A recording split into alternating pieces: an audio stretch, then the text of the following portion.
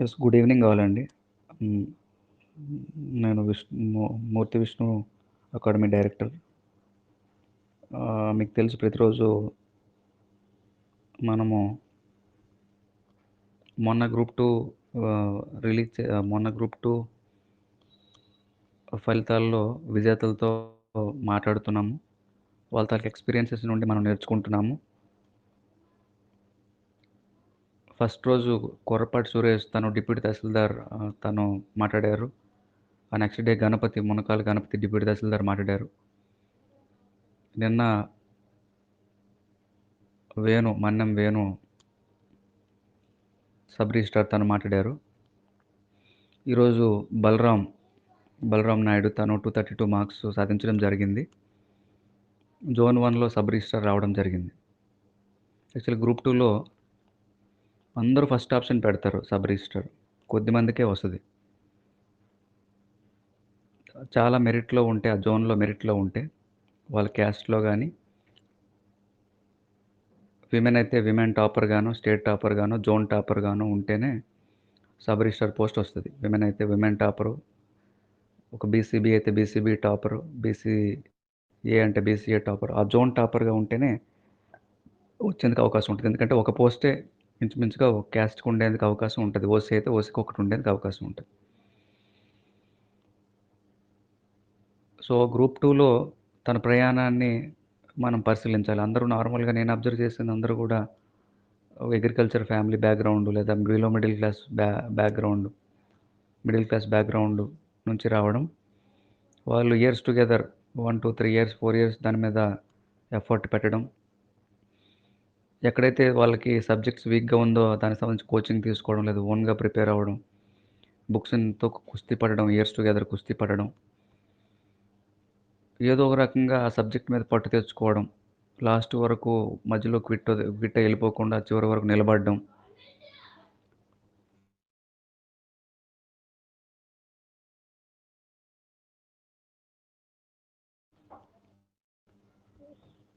చివరి వరకు నిలబడి వాళ్ళు అనుకున్నటువంటి లక్ష్యాన్ని సాధించగలగడం వాళ్ళ నుంచి మనం నేర్చుకోవచ్చు.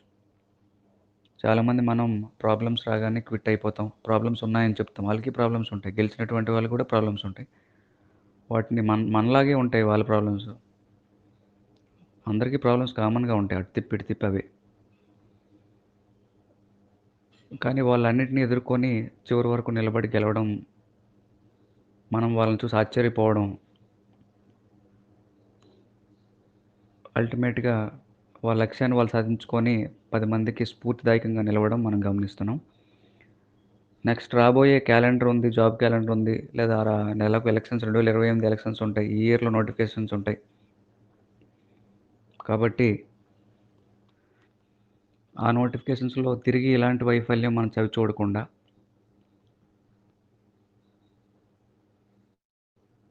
మనం ప్రస్తుతం సాధించినటువంటి మార్కులకి ఒక 50, 60 యాడ్ చేసుకొని మనం కూడా మన జోన్ టాపరో, స్టేట్ టాపరో, మన క్యాస్ట్లో టాపర్గా నిలవగలిగితే మనం కూడా రాబోయే నోటిఫికేషన్లో మనకు మన మన లక్ష్యాన్ని చేరుకున్న వాళ్ళం అవుతాం. మన ఫ్యామిలీకి మన ఫ్యామిలీకి చేదోడు వాదోడుగా నిలబడిన వాళ్ళు అవుతాం. వాళ్ళ కన్నీళ్ళు తుడిచిన వాళ్ళం అవుతాం. 10 మందికి స్ఫూర్తిదాయకంగా నిలుస్తాం. ఇలాంటి వాయిస్ చాట్‌ల్లో మిమ్మల్ని కూడా ఆహ్వానించడం జరుగుతుంది. మీరు కూడా 10 మందికి ఇన్స్పిరేషన్‌గా నిలబడాలి. సక్సెస్ అవుతారు. సక్సెస్ కూడా మంచి ర్యాంక్ తోటి, మంచి మార్కులతోటి మీరు కోరుకున్న ఉద్యోగం వచ్చినప్పుడు హ్యాపీగా మీరు ఉండడం జరుగుతుంది. దానికోసం ముందుగా బలరాం గారికి నేను ఆహ్వానం పలుకుతున్నాను. సేమ్ టైం అతని తాలూకా ఎడ్యుకేషన్ క్వాలిఫికేషన్స్, ఫ్యామిలీ బ్యాక్గ్రౌండ్, ఎప్పుడు గ్రూప్ 2 ప్రిపరేషన్ మొదటగా స్టార్ట్ చేయడం జరిగింది, ఏ ఇన్స్టిట్యూట్స్లో చదివారు, ఏ ఏ ఇన్స్టిట్యూట్స్ బాగున్నాయి, ఏ ఫ్యాకల్టీ బాగా చెప్తారు, ఏ బుక్స్ బాగున్నాయి, అలాగే మెథడ్స్, ఫ్యాక్ట్స్ గుర్తుపెట్టుకోవడానికి ఏం చేశారు, ఎనాలిసిస్ సబ్జెక్టులు ఎలా చదివేవాళ్ళు, కరెంట్ అఫైర్స్ని ఎలా డీల్ చేసేవాళ్ళు, మెయిన్ సబ్జెక్టులు కరెంట్ అఫైర్స్ యాడ్ చేసుకునేటప్పుడు ఎలా యాడ్ చేసుకునేవాళ్ళు, టెస్ట్ సిరీస్లో ఎలాంటివి ప్రాక్టీస్ చేశారు, బిట్స్ ఎలా ప్రాక్టీస్ చేసేవాళ్ళు, రివిజన్స్ ఎలా చేసేవాళ్ళు, డిస్కషన్స్ ఏమైనా ఉంటే ఫ్రెండ్స్తో ఎలా చేశారు. వీక్గా తను ప్రిపరేషన్ ఇయర్స్ టుగెదర్ ఏం సజావుగా జరగదండి. మనందరికి తెలిసిందే. ఇయర్స్ టుగెదర్ ఒకే టెంపో తోటి ప్రిపరేషన్ చేయడం చాలా కష్టం. ఏమైనా ఎత్తుపల్లాలు ఉన్నప్పుడు ఎలా వాటిని అధిగమించారు? ఫ్యామిలీ హెల్త్ సమస్యలు, మానసిక సమస్యలు ఇలాంటివి ఉన్నప్పుడు ఎలా వాటిని అధిగమించారు? మనం కూడా క్విట్ అయ్యి వెళ్ళిపోదాం, ఈ ఫీల్డ్ మనకు సూట్ అవ్వదని ఎప్పటికప్పుడు అనిపిస్తుంటుంది. అలాంటి టైంలో కూడా ఎలా ధైర్యం తెచ్చుకొని ముందుకెళ్లారు? ఏ సందర్భాలు వాళ్ళకి కాన్ఫిడెన్స్ ఇచ్చాయి? ఇలాంటి డిఫరెంట్ కోణాల్లో, భిన్న కోణాల్లో అంత జర్నీ మొత్తం ఎక్స్‌ప్లెయిన్ చేస్తారు. ఈ ఆడియోని కూడా రికార్డ్ చేయడం జరుగుతుంది. చాలామంది యాస్పిరెంట్స్ ఇప్పటికే అడుగుతున్నారు. అందరి తాలూకు కోరిక మేరకు ఇప్పుడు కూడా రికార్డ్ చేసి తిరిగి గ్రూప్‌లో పెట్టడం జరుగుతుంది. చివరి సెషన్ ఎండింగ్‌లో యాస్పిరెంట్స్‌కి మాట్లాడడానికి సార్‌తో అవకాశం ఇస్తాను. ఎవరైనా ఇంట్రెస్ట్ ఉన్నటువంటి వాళ్ళు మీలో ఉన్న డౌట్స్ మీరు అతనితో మాట్లాడొచ్చు. షార్ట్ నోట్స్‌లు అంటారు. డిఫరెంట్ మీకు ఏ డౌట్స్ ఉంటే అవి. సార్ బుక్స్ పరంగా గానీ, ఇన్‌స్టిట్యూట్స్ పరంగా గానీ అవే ఎక్కువ మందికి ఉన్నటువంటి డౌట్స్ కాబట్టి రోజులో ఎన్ని గంటలు చదివారు? ఒకే సబ్జెక్ట్ ఎక్కువ సార్లు చదివారా? లేదా 4, 5 రోజులు ఒకే సబ్జెక్ట్ చదివారా? ఒక సబ్జెక్ట్ మొత్తం ఒకేసారి చదివారా? ఇలాంటి డిఫరెంట్ డౌట్స్ పిల్లలు వ్యక్తం చేస్తుంటారు. ఓ సబ్జెక్ట్‌ని అనాలిసిస్ చేసిన తర్వాత దాన్ని నోట్స్ మెయింటైన్ చేసేవాళ్ళా? రివిజన్ ఎప్పటికి వీక్లీ చేసేవాళ్ళా? మంత్లీ చేసేవాళ్ళా? దాని నుంచి ఒక సబ్జెక్ట్ మీద పట్టు మీకెలా వచ్చింది? పట్టొచ్చిన తర్వాత కూడా మర్చిపోతుంటాము. దాన్ని ఎలా అధిగమించాలి? ఇలాంటి డిఫరెంట్ కోణాల్లో యాస్పిరెంట్స్ ఎప్పుడు క్వెషన్స్ అడుగుతుంటారు. వాటన్నిటికి సమాధానం బలరాం నాయుడు గారి మాటల్లో విందాం. ఎప్పుడైనా సరే మీరు పెన్ను, పేపర్ పట్టుకొని రాసుకుంటా ఉండాలి ఇలాంటివి. మనకొచ్చినట్టుగానే అనిపిస్తాయి. మనం కూడా అవే చేశాం కదా అనిపిస్తాయి. కానీ ఎంత శ్రద్ధగా ఆళ్ళు చేశారు, ఎంత బుద్ధిగా చేశారు, ఎంత ప్రణాళికాబద్ధంగా వాళ్ళు ముందుకెళ్లారు, ఎంత సీరియస్‌గా దాన్ని తీసుకున్నారు ఎగ్జామ్‌ని, ఎంత హార్డ్ వర్క్ చేశారు, ఎంత కష్టపడ్డారు. ఈరోజు వచ్చినటువంటి ఆనంద బాష్పాలు ఇయర్స్ టుగెదర్ కష్టం వల్లే వచ్చాయి. వాళ్ళ కష్టం వల్ల. అంతే కష్టాన్ని మనం పడదాం. అప్‌కమింగ్ నోటిఫికేషన్‌లో డెఫినిట్‌గా మీరు సక్సెస్ సాధించి మీరు కూడా 10 మందికి స్ఫూర్తిదాయకం అవ్వాలి.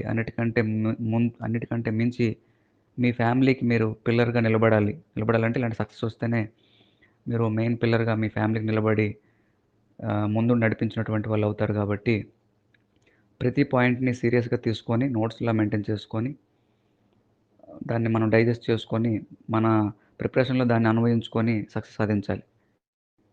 నెగ్లిజెన్సీగా ఉండకుండా. ఎందుకంటే ఆయన బిజీగా ఉన్న పర్సనే రేపొద్దున జాయిన్ అయిపోయిన తర్వాత కూడా చాలా బిజీగా ఉంటారు.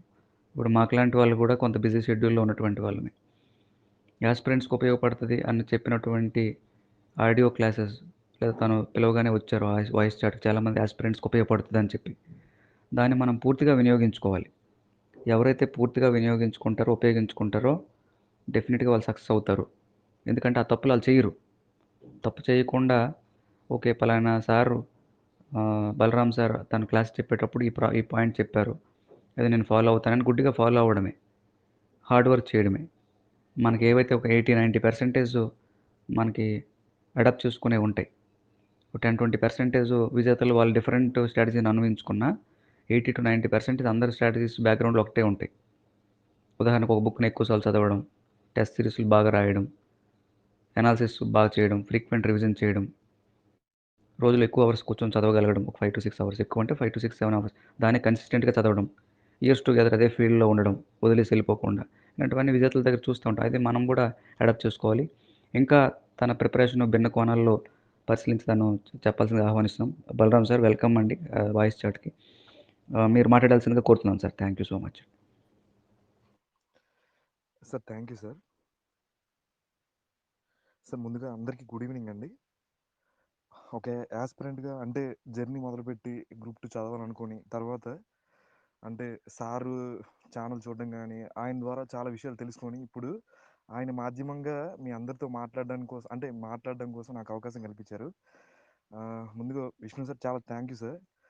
ఆహ్, నిజంగా చాలా హ్యాపీగా ఉంది సార్. ఎందుకంటే ఒక యాస్పిరెంట్‌గా జర్నీ స్టార్ట్ చేసి, అదేవిధంగా తర్వాత మీ ద్వారా అంటే ఒక సక్సెస్‌ఫుల్‌గా అందరితో ఇప్పుడు కొంచెం అంటే అందరూ కంగ్రాచ్యులేట్ చేసి మళ్ళీ ఆస్పిరెంట్స్‌కే మళ్ళీ చెప్తున్నందుకు చాలా హ్యాపీగా ఉంది సార్ ముందుగా. Thank you so much sir నాకు ఈ అవకాశం ఇచ్చినందుకు. అలాగే అందరికీ గుడ్ ఈవినింగ్ అండి. సో, నేనైతే ఫస్ట్ ఆఫ్ ఆల్ నా పేరు బలరాం నాయుడు. నేను మాది విజయనగరం జిల్లా అండి. జోన్ 1లో నాకు 232 మార్క్స్ వచ్చి సబ్ రిజిస్ట్రార్‌గా అయితే సెలెక్ట్ అయ్యాను. మాదైతే మా ఫ్యామిలీ చూసుకుంటే మా ఫాదరు ఫార్మర్ అండి. అంటే వ్యవసాయ కుటుంబమే. నేను చూసుకుంటే నా ఎడ్యుకేషన్ బ్యాక్‌గ్రౌండ్ చూసుకుంటే సో, ఫస్ట్ 1-10 కూడా నేను తెలుగు మీడియంలో చదువుకున్నాను. గవర్నమెంట్ జెడ్పీ హై స్కూల్‌లో చదువుకున్నాను. ఆ తర్వాత నేను బీటెక్ చేశాను. తర్వాత బీటెక్‌లో చివరిలో ఉండగా నాకు కానిస్టేబుల్ జాబ్ రావడం వల్ల ఏంటంటే, నేను బీటెక్ డిస్కంటిన్యూ చేసి కానిస్టేబుల్ జాబ్‌కైతే వెళ్ళాను. ఆ తర్వాత డిగ్రీ బీఏ పొలిటికల్ సైన్స్ చేశాను. ప్రెజెంట్ అయితే ఎంఏ ఎకనామిక్స్ అయితే చేస్తున్నాను. సో, అంటే మధ్యలో కానిస్టేబుల్ జాబ్ రావడం వల్ల ఏంటంటే, నా బీటెక్ డిస్కంటిన్యూ అయ్యి నేను జాబ్‌కెళ్ళడం అయితే జరిగింది. అక్కడికి వెళ్ళాక ఇంకా కానిస్టేబుల్ జాబ్ చేస్తూ ఉండగా నేను గ్రూప్ 2కి చదువుదామని అంటే ఇక యూట్యూబ్ ద్వారా ఇలా తెలుసుకొని నేనైతే గ్రూప్ 2కి ప్రిపరేషన్ జర్నీ అయితే స్టార్ట్ చేశానండి. నిజంగా నాతో పాటు ఎవరైతే చదివారో వాళ్ళందరూ కూడా కొంతమంది నా ఫ్రెండ్స్ అయితే ఇప్పుడు గ్రూప్ 2 అయితే సాధించారు. వాళ్ళందరికీ శుభాకాంక్షలు. ఇంకా అంతే కాకుండా చాలామంది నా ఫ్రెండ్స్ అయితే చాలా కష్టపడ్డారు. సో, 1:2లో అయితే ఫెయిల్ అయ్యారు. అదేవిధంగా కొంతమంది నా ఫ్రెండ్స్ మెయిన్స్‌లో కూడా ఫెయిల్ అయ్యారు. నిజంగా అంటే కాంపిటీటివ్ ఎగ్జామ్స్ అనేవేంటంటే అత్యంత దారుణంగా ఉంటాయండి. అంటే ఆ ఫెయిల్యూర్స్ మనం తట్టుకోలేం. ఇప్పుడు నా ఫ్రెండ్స్ కూడా ఉన్నారు అందులో. సో, ఎంత కష్టపడి చదివినా అంటే జీవితంలో చాలా వాల్యుబుల్ టైమ్ అయితే పెట్టుంటారు. కానీ సక్సెస్ కాలేకపోయి ఉంటారనమాట. అంటే అంటే ఇప్పుడు దీన్ని మనం ఫెయిల్యూర్‌గా చూడకూడదు. అంటే జస్ట్ ఈ పాయింట్ ఆఫ్ టైమ్‌లో మన ఫెయిల్యూర్ అంతే. అంటే జస్ట్ ఈ పాయింట్ వరకే మన ఫెయిల్యూర్. సో, సక్సెస్ అనేది డెఫినిట్‌గా ఉంటుంది ఫ్యూచర్‌లో. డెఫినిట్‌గా సక్సెస్ అయితే అవుతారు. ఆహ్, అంటే ఇప్పుడు ఏదైతే ఈ ఫెయిల్యూర్ పెయిన్ అయితే ఏదైతే ఉంటదో, అది మరింత స్ట్రాంగ్‌గా చేసి ఖచ్చితంగా ఎవరైతే ఉంటారో యాస్పిరెంట్స్ కొత్తగా చదివేవాళ్ళు గాని, లేకపోతే మెయిన్స్‌లో ఫెయిల్ అయ్యేవారు గాని, లేకపోతే 1:2లో ఎవరైతే ఇప్పుడు ఫెయిల్ అయ్యారో వాళ్ళందరూ కూడా అంటే ఈ పెయిన్ మరింత స్ట్రాంగ్‌గా చేసి ఖచ్చితంగా సక్సెస్ అయితే ఇస్తదని నేనైతే ఖచ్చితంగా నమ్ముతున్నాను. అలాగే సారు నాకు అవకాశం కల్పించారు. నా జర్నీ చెప్పమని. అదే యాస్పిరెంట్స్‌కి యూజ్ అవుతదని చెప్పి మాట్లాడారు. సో, అందుకని నేను చాలా హ్యాపీగా చెప్తాననైతే చెప్పాను. సో, ముందుగా అంటే నేనెలా చదివాను, గ్రూప్ 2కి అసలు చదవాలని ఎందుకు అనుకున్నాను, గ్రూప్ 2 చదివినప్పుడు అంటే ప్రిపరేషన్‌లో ఎదురైన ఇబ్బందులేంటి, అసలు ఎలాంటి స్ట్రాటజీ ఫాలో అయ్యాను, అంటే ఎలా సక్సెస్ అయ్యాను, ఇదంతా కూడా వరుసగా చెప్పుకుంటూ అయితే వెళ్తాను. సార్ వాయిస్ అయితే వస్తుంది కదా సార్? వాయిస్ క్లియర్ ఉందండి. వాయిస్ క్లియర్ ఉంది. వీలైతే కొంచెం గట్టిగా మాట్లాడండి కానీ బాగుంది వాయిస్. ఇబ్బంది లేదండి. Okay sir. Thank you sir. So, first of all group 2కి ఎప్పుడైతే చదువుదాం అనుకున్నానో నేను, అప్పుడు యూట్యూబ్ ద్వారా అదేవిధంగా కొన్ని ఆల్రెడీ అంతకుముందు ప్రీవియస్‌గా ఎవరైతే టాపర్స్ ఉంటారో అవన్నీ కూడా వీడియోస్ అవన్నీ చూసుకున్నాను నేను. అవన్నీ చూసుకొని అంటే ఫస్ట్ ఆఫ్ ఆల్ మనం గ్రూప్ 2 చదివేటప్పుడు ఏంటంటే, మనం సిలబస్ అండర్‌స్టాండింగ్ చేసుకోవడం ఫస్ట్ ఆఫ్ ఆల్ ఇంపార్టెంట్. అంటే ఎగ్జామ్ ఏ విధంగా జరుగుతుంది, ప్రిలిమ్స్, మెయిన్స్ అందులో సిలబస్ ఏంటి? ఆ సిలబస్ అండర్‌స్టాండింగ్ అనేది చాలా ఇంపార్టెంట్. సో, నేనైతే సిలబస్ ముందుగా డౌన్‌లోడ్ చేసుకొని నేను చదువుకునేటప్పుడు ఎదురుగా ఉండేది. అంటే నేను ఎక్కడైతే చదువుతున్నానో స్టడీ హాల్‌లో ఎదురుగా సిలబస్ అయితే ప్రిలిమ్స్, మెయిన్స్ అయితే మేజర్‌గా ఉండేదనమాట. మెయిన్స్ 4 సబ్జెక్టులు కూడా రిలీజ్ అయింది కూడా నేను అతికించుకొని ఎదురుగా పెట్టుకున్నాను. అంటే సిలబస్ అండర్‌స్టాండింగ్ అనేది చాలా ఇంపార్టెంట్. సో, ఆ తర్వాత నేనైతే అంటే చాలా మిస్టేక్స్ అయితే చేశాను. ఆ మిస్టేక్స్ కూడా చెప్తాను. అంటే ఏ మిస్టేక్స్ చేశానని చెప్పి. సో, అదెందుకంటే అంటే ఇంత మనం చదివి ఆ మిస్టేక్స్ నాకు తెలిసాయి. అంటే అర్థమయ్యాయి తర్వాత తర్వాత. సో, అలాంటి మిస్టేక్స్ అనేవి మనం అవాయిడ్ చేస్తే అంటే మన హార్డ్ వర్క్‌తో పాటు స్ట్రాటజీ అనేది కూడా చాలా ఇంపార్టెంట్. అంటే ఆ స్ట్రాటజీ అనేది ఎంత ఇంపార్టెంట్ అంటే లాక్ ఒక డైరెక్షన్ ఉంటదనమాట. అంటే ఒక లేజర్ లాగా ఒక ఇంటెన్సిటీతో మనం గోల్ రీచ్ అవ్వడానికి అంటే ఒక డిఫ్యూజ్ లైట్‌లా కాకుండా ఒక లేజర్ లైట్ లాగా ఆ స్ట్రాటజీ అనేది చాలా ఇంపార్టెంట్. సో, నేను మిస్టేక్ చేశాను. ఆ మిస్టేక్స్ ఏవైతే మిస్టేక్స్ చేయకుండా ఉండాలో ఖచ్చితంగా చెప్తాను. దానికి అంటే బుక్స్ అండి. మెయిన్ ఏంటంటే మనం సిలబస్ అండర్‌స్టాండింగ్ చేసుకున్న తర్వాత అంటే ఏదేది ఇప్పుడు ఏపీ హిస్టరీ మెయిన్స్ చూసుకుంటే ఏపీ హిస్టరీ, పాలిటీ, అలాగే economy, SNT science and technology. So, ఈ సిలబస్ చూసుకున్న తర్వాత మనం బుక్స్ అయితే తీసుకుంటాం. బుక్స్ తీసుకునేటప్పుడు ఏమవుతదంటే సో, మోస్ట్‌లీ మనం రిసోర్సెస్ అనేవి లిమిట్‌లో ఉంచుకోమనమాట. అంటే అన్‌లిమిటెడ్ అయిపోతాయి. ఈ ప్రతి సబ్జెక్ట్‌కి కూడా వేరు వేరు బుక్స్ మనం తీసుకుంటాం. అంటే ఫస్ట్ మనం ఏదో ఒకటి తీసుకుంటాం బుక్కు. ఆ తర్వాత ఇప్పుడు రకరకాల టాపర్‌లు ఏం చెప్తారంటే వేరు వేరు బుక్స్ చెప్తా ఉంటారు. సో, ఒకతను ఒక బుక్ చెప్తారు. ఇంకొకతను ఇంకో బుక్ చెప్తారు. సో, అప్పుడు మనం ఏమనుకుంటామంటే ఖచ్చితంగా అతను చెప్పారు కాబట్టి ఆ బుక్కే ఖచ్చితంగా తీసుకోలేము అని అనుకుంటామనమాట. ఇప్పుడు నేను ఒక బుక్ చెప్తాను. ఇప్పుడు మన వేణు అన్న అంటే మన ఇప్పుడు ప్రెజెంట్ స్టేట్ టాపరు మన్నం వేణు అని చెప్పి. సో, ఆయన వేరే బుక్స్ చదివుంటారు. అలా ఒక్కొక్కరు కూడా డిఫరెంట్ డిఫరెంట్ బుక్స్ అయితే చదివుంటారు. ప్రతి టాపర్ కూడా ఆ బుక్ లిస్ట్ అయితే వేరేగా ఉంటది. అంత మాత్రాన మనం డిఫరెంట్ డిఫరెంట్ టాపర్స్ చెప్పిన మాటలు విని, ఆ 4, 5 బుక్‌లు గ్యాదర్ చేసుకొని, అది ముందేసుకొని కూర్చొని, సో, ఇలాంటివన్నీ అంటే మన రిజోర్స్‌ని కూడా లిమిటింగ్ చేసుకోవాలనమాట. అంటే లిమిట్‌లో పెట్టుకోవాలి డెఫినిట్‌గా. సో, అవి కూడా మిస్టేక్స్ అనమాట అలాంటివి. సో, నేను ముందుగా ప్రిలిమ్స్ ఏంటి, మెయిన్స్ ఏంటి, ఎలా చదవాలని చెప్పి డిసైడ్ అయ్యి, ప్రిలిమ్స్‌కి ఏంటంటే నేను 2015 నుంచి కూడా నేను ప్రిపరేషన్‌లో ఉన్నాననమాట. అంటే ప్రిలిమ్స్‌కి నా వరకు ప్రిలిమ్స్ అనేది ప్రతి ఒక్కరికి కూడా ఇండివిడ్యువల్‌గా ఉంటదండి. అంటే ఎంత చదవాలని చెప్పి. మెయిన్స్ వేరేగా ఉంటది. ప్రిలిమ్స్ వేరేగా ఉంటది. అంటే ఇండివిడ్యువల్‌గా ఒక పర్సన్ ఆల్రెడీ కాంపిటీటివ్ బ్యాక్‌గ్రౌండ్‌లో ఉన్నారనుకోండి. ఆయన ఒక ప్రిలిమ్స్ ఒక 1 మంత్ ముందు చదివితే సరిపోతుంది. అంటే నేను ఒక 2 మంత్స్ చదివాను ప్రిలిమ్స్‌కి. అలా కాకుండా ఇప్పుడు మీరు ఫస్ట్ ప్రిలిమ్స్ చూసుకుంటే ఆహ్, ఒక మీరిప్పుడే జర్నీ స్టార్ట్ చేశారనుకోండి. జియోగ్రఫీ గాని లేదా ఇండియన్ హిస్టరీ గాని చాలా ఇంపార్టెంట్ సబ్జెక్ట్‌లనమాట. సో, నేను 2015 నుంచి చదవడం వల్ల చాలా బాగా చదివేసున్నాను. ఇండియన్ హిస్టరీ గాని, జియోగ్రఫీ గాని అది అంటే మెయిన్ సబ్జెక్ట్‌లు. సో, అలాంటప్పుడు ఏంటంటే మీరు ఆల్రెడీ ఇప్పుడు ఇదివరకే చాలా చదివుంటే ప్రిలిమ్స్ సిలబస్ ఇప్పుడు ప్రెజెంట్ ఏదైతే ఉందో అది చూసుకొని మీరు ఒకవేళ ఇండియన్ హిస్టరీ తక్కువ చదివుంటే ఖచ్చితంగా ఎక్కువ ఎఫర్ట్ అయితే పెట్టాలి. అంటే చాలా ఎక్కువ టైము ఖచ్చితంగా కేటాయించాలి దాని మీద. ఎందుకంటే మీరు ఫస్టే ఫెయిల్ అయిపోయారనుకోండి ఇంక మెయిన్స్ రాయడానికి అవకాశం కూడా రాదు. సో, ప్రిలిమ్స్ ఖచ్చితంగా స్ట్రాటజీ ఎలా ఉండాలంటే మీరు మీ ఓన్‌గా అంటే ఇండివిడ్యువల్‌గా ఆల్రెడీ ఎంత చదివున్నారో దాన్ని బేస్ చేసుకొని మీరే అసెస్ చేసుకోవాలి. అంటే నేను చెప్పలేననమాట. అంటే ఖచ్చితంగా ఒక 6 మంత్స్ చదవండి, లేకపోతే 2 మంత్స్ చదవండని. సో, ప్రిలిమ్స్ వరకు మీరు చూసుకుంటే, మీ పర్సనల్‌గా మీరు ఇంతవరకు ఇదివరకు జియోగ్రఫీ బాగా చదివుంటే, ఇండియన్ హిస్టరీ బాగా చదివుంటే, సో, ఖచ్చితంగా మీరు తక్కువ టైం అయితే చదవచ్చు. మీరు ఆల్రెడీ ఇదివరకే చదివుంటే. లేకపోతే ఖచ్చితంగా ఎక్కువ టైం అయితే కేటాయించాలి. అదేవిధంగా సిలబస్ కూడా మనం ప్రిలిమ్స్ చూసుకుంటే, ఇండియన్ హిస్టరీ చూసుకుంటే చాలా వరకు టాపిక్స్ అయితే లేవు సిలబస్‌లో. సో, సిలబస్ అండర్‌స్టాండింగ్ అనేది చాలా ఇంపార్టెంట్. ఫస్ట్ పాయింట్ ఏంటంటే, అది ప్రిలిమ్స్ అవ్వని, మెయిన్స్ అవ్వని సిలబస్‌లో ఏమున్నాయి లైన్ టు లైన్ అనమాట. ప్రతీది ఫస్ట్ పాయింట్ నుంచి లాస్ట్ పాయింట్ వరకు మనం ఫస్ట్‌గా గ్రూప్ 2 చదవాలనుకుంటున్నాం. అలాంటప్పుడు ఏంటంటే, మనం ముందు సిలబస్ డౌన్‌లోడ్ చేసుకోవాలి. ఆ ఎగ్జాము ఏ ప్యాటర్న్‌లో జరుగుతుందో ఆ ప్యాటర్న్ అండర్‌స్టాండింగ్ చేసుకొని, ఆహ్ సిలబస్‌ని మీరు క్లారిటీగా అండర్‌స్టాండింగ్ చేసుకున్న తర్వాతే ప్రిపరేషన్ మొదలుపెట్టాలి. ఎప్పుడైతే మీరు సిలబస్ అండర్‌స్టాండింగ్ చేసుకుంటారో అప్పుడేమవుతది, ఇప్పుడు మీరు రిసోర్సెస్‌కెళ్ళాలి. అంటే ఏంటి బుక్స్. ఈ బుక్స్ ఏం తీసుకోవాలంటే ఖచ్చితంగా చాలా ఇప్పుడు ఆల్రెడీ స్టాండర్డ్ బుక్స్ అనేవి ఆల్రెడీ అందరూ చెప్పేసి ఉంటారు. ఇంచుమించు ప్రతి టాపర్ కూడా అదే చెప్తారు. ఇప్పుడు ప్రిలిమ్స్ వరకు చూసుకుంటే ఇండియన్ హిస్టరీకి సేనయ్య సార్ బుక్ గాని, లేదా జియోగ్రఫీకి ఏడీవీ రామరాజు సార్ బుక్ గాని, ఏడీవీ రామరాజు సార్ బుక్ నేనైతే అవే చదివాను. అంటే నేను చదివిన బుక్స్ ఏంటంటే ఇండియన్ హిస్టరీకి సేనయ్య సారు, అదేవిధంగా జియోగ్రఫీకి ఏడీవీ రామరాజు సార్ బుక్ అయితే చదివాను.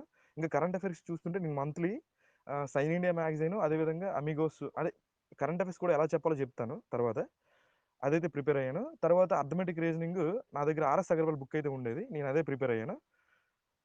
తర్వాత సొసైటీకి చూసుకుంటే దానికి నేను బుక్ ప్రిపేర్ అయ్యాను. అది ఒకసారి మళ్ళీ రిఫర్ చేయాలి. వేరే టాపర్ చెప్పింది రిఫర్ చేయండి. నేను సరిగ్గా చదవలేదనమాట ఇండియన్ సొసైటీ. అంటే సరిగ్గా కేర్ చేయలేదు. సో, ఈ విధంగా ప్రిలిమ్స్ అయితే మీరు కరెక్ట్‌గా మీ ఓన్‌గా అంటే మీ ఇండివిడ్యువల్‌గా మీరు ఒక అసెస్‌మెంట్ చేసుకొని దానికి తగ్గట్టు మీ ప్రిపరేషన్ అయితే పెట్టుకోండి. ఎప్పుడైతే ప్రిలిమ్స్ మీరు ఖచ్చితంగా ఈజీగా అయిపోతారనుకుంటే పర్వాలేదు. సో, ఈ విధంగా ప్రిలిమ్స్ అయిపోయిన తర్వాత మెయిన్స్ నేనెలా ప్రిపేర్ అయ్యానంటే అంటే మెయిన్స్ ఇది మనకు చాలా ఇంపార్టెంట్. అంటే మెయిన్ ఇదే. ప్రిలిమ్స్ మార్క్స్ అనేవి మనకి కన్సిడర్ చేయరు. సో, మెయిన్స్ వరకే కన్సిడర్ చేస్తారు. నేను నా ప్రిపరేషన్‌లో నేను ఒక 2 మంత్సే చదివాను ప్రిలిమ్స్‌కి. 2020లో నా ప్రిపరేషన్ అయితే మొదలుపెట్టాను. అంటే ఫుల్ ప్లెడ్జ్డ్‌గా. నేను అంతవరకు కానిస్టేబుల్ జాబ్ అయితే చేస్తూ ఉండేవాడిని. ఎప్పుడైతే నేను 2020లో మెయిన్స్‌కి అంటే గ్రూప్ 2కి చదవడం మొదలుపెట్టానో ఫుల్ ప్లెడ్జ్డ్‌గా, అప్పటి నుంచి కూడా కంప్లీట్‌గా ఒక 2 మంత్స్ తప్ప అంటే జాన్యువరి, ఫిబ్రవరి 2024లో అయింది. 2024 జనవరి, ఫిబ్రవరి తప్ప నేను మిగతా టైమంతా కూడా ఏపీ హిస్టరీ, పాలిటీ, ఎకానమీనే చదివాను మోస్ట్ ఆఫ్ ద టైమ్. ఎస్ఎన్‌డీ ఎప్పుడైతే పెట్టారో అప్పటి నుంచి ఎస్ఎన్‌డీ చదివాను. సో, ఎందుకంటే నేను 2015 నుంచి గూడా బాగా చదివున్నాను ఇదివరకే ఆల్రెడీ. సో, అందువల్ల నేను అలా ప్లాన్ జేసుకున్నాను. సో, మీరు ఈ స్ట్రాటజీ కరెక్ట్ కాకపోవచ్చు మీకు. సో, మీరు అందుకనే చెప్తున్నాను. ప్రిలిమ్స్ ఏంటంటే మీ వరకు మీరు ఒక ప్లాన్ అయితే జేసుకోండి. ఇప్పుడు నేను మెయిన్స్ ఎలా చదివానంటే ఏపీ హిస్టరీకి నేను చదివిన బుక్స్ చెప్తాను ఫస్ట్ ఆఫ్ ఆల్. నేను బీఎస్ఎల్ హనుమంతరావు బుక్కు, అదేవిధంగా రఘునాథరావు సార్ బుక్కు, దాంతో పాటు అది ఇదివరకే టాపర్స్ ఏం చెప్పారంటే, so, most of the toppers ఏంటంటే, జోగినాడు బుక్కే చెప్పుంటారు ఆల్రెడీ. ఆ బుక్స్‌లో అంటే బుక్‌లో కొన్ని మిస్టేక్స్ ఉంటాయి. అంటే లింక్ బాగా ఉండదు. అంటే ఎలా అంటే చదివేటప్పుడు ఒక కట్ చేసి తెచ్చి పెట్టేస్తారనమాట బిట్. ఒక బిట్ అలా యాజ్ ఇట్ ఈజ్ కట్ చేసి, కాపీ చేసి అక్కడ పెట్టేస్తారనమాట. అంటే యూనివర్సిటీ బుక్‌లు ఉంటాయి కదా! ఇప్పుడు ఆంధ్ర యూనివర్సిటీ గాని, లేదా అంబేద్కర్ యూనివర్సిటీ బుక్ నుంచి ఒక పాయింట్ తెచ్చేసి, ఏదైతే బిట్ రూపంలో రాబోతుందో ఆయన ఎక్స్‌పెక్ట్ చేసి కట్ చేసి తెచ్చి అక్కడ పెట్టి రాసారనమాట. సో, అందువల్ల ఏంటంటే మనకు చదివేటప్పుడు ఏంటంటే లింక్ ఉండదు. ఒక పాయింట్ తర్వాత ఒక పాయింట్ సరిగ్గా లింక్ ఉండకపోవడం వల్ల మనం సరిగ్గా చదవలేము జోగినాడు బుక్. అంటే ఎఫెక్టివ్‌గా చదవలేము. సో, అందువల్ల స్టాండర్డ్ బుక్కు బీఎస్ఎల్ హనుమంతరావు, అదేవిధంగా రఘునాథరావు ఈ 2 బుక్స్ కంపల్సరీగా చదవాలి. అంటే ఈ 3 బుక్స్ పెట్టుకుంటే ఏపీ హిస్టరీకి అయితే సరిపోతుంది. ఈ 3 బుక్స్ పెట్టుకొని ఎఫెక్టివ్‌గా చదివితే ఏపీ హిస్టరీకి అయితే ఖచ్చితంగా 60+65 మార్క్స్ అయితే స్కోర్ చేయొచ్చు. నేనైతే ఏపీ హిస్టరీ దాదాపు 65+ మార్క్స్ అయితే స్కోర్ చేశాను. అంటే ఈ 3 బుక్సే, ఇంకేం చదవలేదు. మీరు ఇప్పుడు కూడా చూసుకుంటే ప్రతి బిట్ కూడా అందులో నుంచి ఖచ్చితంగా వచ్చుంటుంది. మీరు మళ్ళీ వెరిఫై చేసుకుంటే. సో, ఈ 3 బుక్స్ అయితే సరిపోతాయి. మీరు ఇది కాకుండా ఇప్పుడు అంటే నేనిది చెప్పాను. ఒకవేళ ఇదివరకే మీరు ఆల్రెడీ బీఎస్ఎల్ రఘునాథరావుతో పాటు సీనయ్య సార్ బుక్ గాని, లేదా కరీం సార్ బుక్ గాని, లేదా సైన్ ఇండియా బుక్ గాని చదువుతుంటే ఖచ్చితంగా ఆ బుక్కే చదవండి. మళ్ళీ నేను జోయినట్ చెప్పాను కదా అని చెప్పి మీరు జోయినట్ బుక్ తీసుకోకుండా ఏ బుక్ అయితే ఇదివరకే చదువుతున్నారో ఆ బుక్‌తో పాటు బీఎస్ఎల్ రఘునాథరావు ఈ 2 బుక్స్ అయితే ఖచ్చితంగా చదవాలి. ఎందుకంటే మనకి పేపర్ 1 అనేది పేపర్ 1, పేపర్ 2 చూసుకుంటే పేపర్ 1 అనేది కంప్లీట్‌లీ ఫ్యాక్ట్ బేస్డ్ అనమాట. అంటే మనం ప్రతి సబ్జెక్ట్‌కి కూడా 100% సిలబస్ అనుకుంటే AP history 100%, polity 100%, economy 100%, S and T 100%, 400% syllabus అనుకుంటే పేపర్ 1 200% సిలబస్ కూడా మొత్తం కూడా ఫ్యాక్టే ఉంటది. అంటే దాదాపు ఫ్యాక్ట్ ఉంటది. ఫ్యాక్ట్ పార్ట్ అనేది చాలా ఎక్కువ ఉంటది. కానీ మీరు పేపర్ 2 చూసుకుంటే ఎకానమీ గాని, సైన్స్ అండ్ టెక్నాలజీ గాని ఫ్యాక్ట్స్ ఉంటాయి. ఖచ్చితంగా ఫ్యాక్ట్స్ అయితే ఉంటాయి. కానీ కాన్సెప్ట్ ఉంటది. కాన్సెప్ట్ ఓరియెంటెడ్ అనమాట పేపర్ 2 అంతా. కాన్సెప్ట్ ఎలా ఉంటదంటే, ఒకసారి మీకు కాన్సెప్ట్ అర్థమైపోయిందనుకోండి, దానికి లాంగ్ మెమరీ ఉంటది. అంటే మీరు ఇంచుమించు మర్చిపోరు. ఇప్పుడు ద్రవ్యోల్బణం అంటే ఏంటి? ద్రవ్యోల్బణం చాలా ఎక్కువైపోతున్నప్పుడు ఆర్‌బీఐ ఏం చేస్తది? లేదా గవర్నమెంట్ ఏం చేస్తదనేది ఒక కాన్సెప్ట్ అనమాట.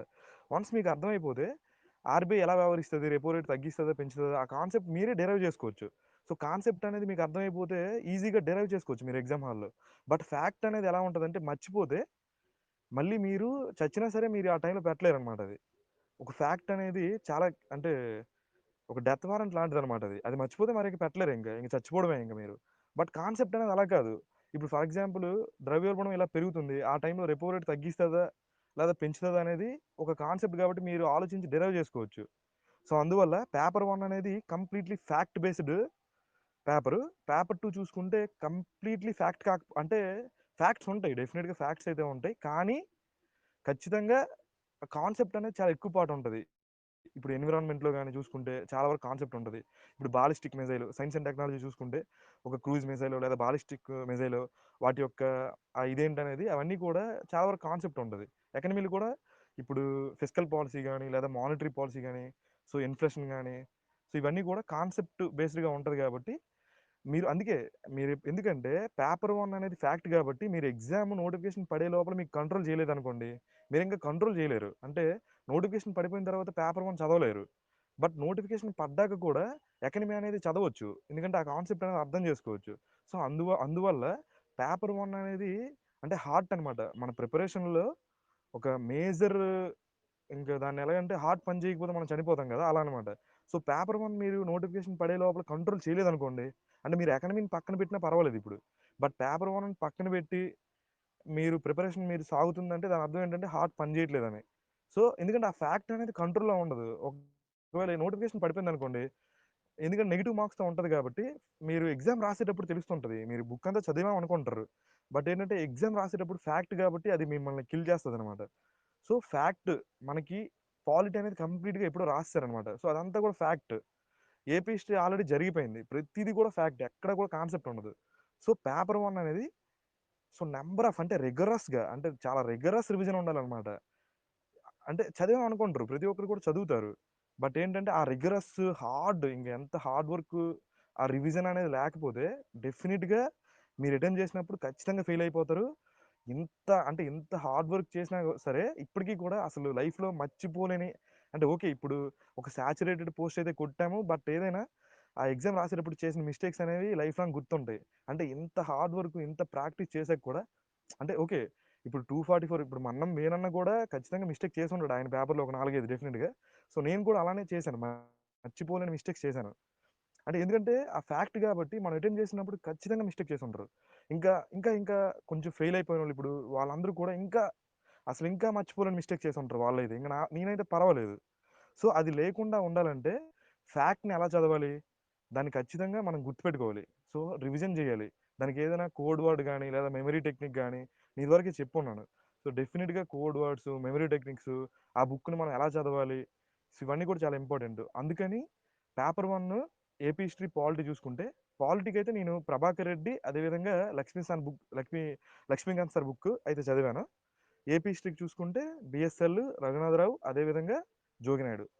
పాలిటీకి చూసుకుంటే ప్రభాకర్ రెడ్డి సార్ బుక్ అదేవిధంగా దాంతోపాటు లక్ష్మీకాంత్ సార్ బుక్, ఈ రెండు అయితే చదివాను. సో మీరు ఈ బుక్స్ ఇదివరకు చదువుతూ ఉంటే అవే చదవండి. ఒకవేళ ఇన్ కేస్ ఇప్పుడు మీరు ఏముంటాయంటే పాలిటీకి జీబీకే కృష్ణారెడ్డి సార్ బుక్ కానీ అది కూడా చాలా బాగుంటుంది. ఒకవేళ ఇదివరకు మీరు కృష్ణారెడ్డి సార్ బుక్ చదివినా లేకపోతే వేరే ఎనీ అదర్ కాంపిటేటివ్ ఫీల్డ్లో ఎవరైతే ఉన్నారో ఆల్రెడీ ఆ బుక్ ఏదైనా కానీ అదే ఫాలో అవ్వండి. సో నేను ఈ ఈ బుక్స్ అయితే చదివాను. సో ఈ బుక్స్ ఎలా చదవాలంటే ప్రతి ఒక్కరు కూడా ఆల్రెడీ ఒక 30-40% మీరు ఇదివరకు చదివి ఉంటే ఖచ్చితంగా మీకు గుర్తుండే ఉంటుందండి. అంటే ఎలా అంటే ఒక 30-40% ఆఫ్ పాలిటీ అనేది చదవాల్సిన అవసరం లేదు మనం. ఇప్పుడు ఆర్టికల్ 44 అనేదో లేకపోతే ఫండమెంటల్ రైట్స్ గురించి కానీ లేకపోతే పాలిటీలో మీరు చూసుకుంటే ఆల్మోస్ట్ ఒక 30% మీరు చదవకుండా వెళ్ళినా సరే రైటే పెడతారు.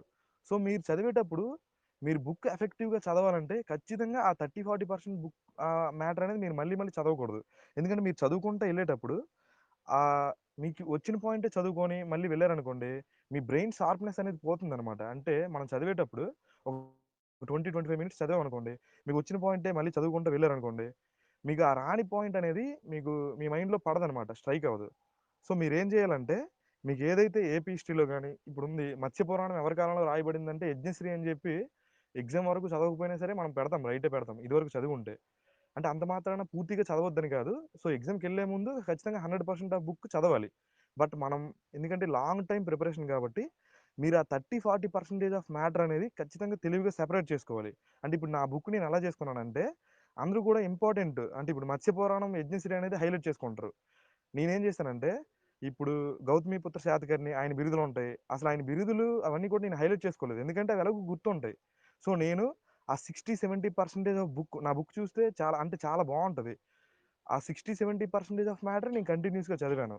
అంటే ఎలా అంటే మీరు ఏదైతే అంటే ఒక సర్జికల్ ప్రిసిషన్ ఉండాలండి. అంటే ఎలా అంటే ఒక సర్జన్ ఉంటాడు. ఆయన సర్జన్ ఆ బ్యాడ్ పార్ట్‌కే చేయాలి సర్జరీ. ఓపెన్ చేసి మొత్తం అంతా కోసి పడేసారనుకోండి మొత్తం అంతా డ్యామేజ్ అయిపోద్ది. అలా కాకుండా ఎక్కడైతే ఆ రూట్ అంటే ఎలా అంటే ఎఫెక్టివ్ రీడింగ్ అంటే అందరూ అదే బుక్ చదివి ఉంటారు. బట్ ఎఫెక్టివ్‌నెస్ ఎప్పుడు పెరుగుతదంటే ఆ రూట్‌కెళ్ళి మీరు దానికి సర్జరీ చేయాలి. అంటే మీరు ఏదైతే పాయింట్ మర్చిపోతారో ఆ పాయింట్‌ని కదా మనం చేయాలి. సో మీరు 30-40% ఆఫ్ మీకు వచ్చింది మీరు తెలివిగా ఇంటూ మార్కులు పెట్టుకోవడం గాని అంటే అవి హైలైట్ చేసుకోకూడదు. చాలామంది ఏం చేస్తారంటే అంటే నేను చూసాను. ఎందుకంటే నా ఫ్రెండ్స్ గాని వీళ్ళందరూ కూడా చేసేది ఏంటంటే ఆ ఇంపార్టెంట్ పాయింట్స్ అంతా కూడా ఒక పెద్ద పెయింట్ బ్రష్ పట్టుకొని పెయింట్లు ఏసేస్తా ఉంటారు. మొత్తం అంతా కూడా. మొత్తం అంతా ఇంక భయంకరంగా అనిపిస్తుంటది. బట్ అదేమవుతదంటే దానివల్ల మనకి ఆ ఎఫెక్టివ్‌నెస్ తగ్గిపోద్ది. మీరు మళ్ళీ చదివేటప్పుడు ఆ ఈజీ పాయింట్స్ చదువుతారు. ఆ కష్టమైన పాయింట్ ఏమవుతదంటే మైండ్‌లోకి ఎక్కదసలు పూర్తిగా. సో, అందువల్ల ఏమవుతదంటే ఎఫెక్టివ్‌నెస్ తగ్గిపోద్ది. మీకు ఆ బుక్ ఇంకా లొంగదింక. కంట్రోల్‌లోకి రాదు. సో, సర్జికల్ ప్రిసిషన్ అయితే ఉండాలి బుక్ మీద. సో, మీరిప్పుడు ఒక 30-40% ఆఫ్ ఇదివరకు నాకు తెలిసి ప్రతి ఒక్కరు కూడా ఒక యావరేజ్‌గా ఒక 40 మార్క్స్ అయితే స్కోర్ చేసి ఉంటారు. అంటే ఒక 40-45 మార్క్స్. 160-180 మార్క్స్ అయితే స్కోర్ చేసే ఉంటారు. మీరిది వింటున్నారంటే మినిమమ్ ఇంకా 180 ప్లస్ అయితే స్కోర్ చేసి ఉంటారని నేను అనుకుంటున్నాను. సో, మీరు డెఫినిట్‌గా ఆ ఏదైతే పార్ట్ ఉందో ఇప్పుడు మీరది తొలగించేయండి. అంటే ఆ గుడ్ పార్ట్ ఏదైతే ఉంటదో అది కాకుండా ఇప్పుడు అది ఏదైతే ఆ మిగతా పార్ట్ ఉంటదో అది మీరు గుర్తించాలి. అది ఎఫెక్టివ్‌గా చదవాలి. సో, ఆ 30-40% అనేది ఇంటూ చేసుకోవడం గాని, లేదా ఏదైనా మార్క్స్ పెట్టుకొని, ఆ మిగతావి హైలైట్ చేసుకొని, అదే చదువుతా ఉండాలి. ఎగ్జామ్‌కెళ్ళే ముందు మొత్తం అంతా చదవాలి. అలా అని పూర్తిగా బుక్ ఎగ్జామ్‌కెళ్ళే వరకు కూడా ఇప్పుడు మత్స్యపురాణం, యజ్ఞశ్రీ కాలంలో రాయబడింది. అది ఎగ్జామ్‌కెళ్ళే వరకు కూడా చదవకూడదని కాదు. ఆ ఎగ్జామ్‌కెళ్ళే ముందు అది 100% ఆఫ్ బుక్ కూడా చదవాలి. అప్పుడేంటంటే మీకు బుక్ లొంగిపోతుంది. అంటే సింగిల్ బుక్కే సరిపోతుందండి ఖచ్చితంగా.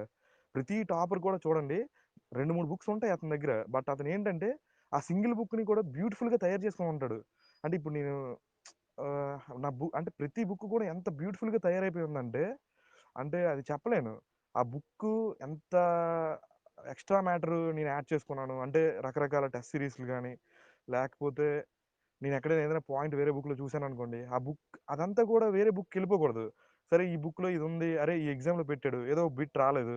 అదేంటి ఈ బిట్ రాలేదు ఈ బుక్ నుంచి. అంటే ఈ బుక్ వేస్ట్ బుక్ గలా అని జెప్పి, పక్కన పడేసి ఇంకో బుక్‌లో ఉందని జెప్పి అది కొనేయడం గాదు.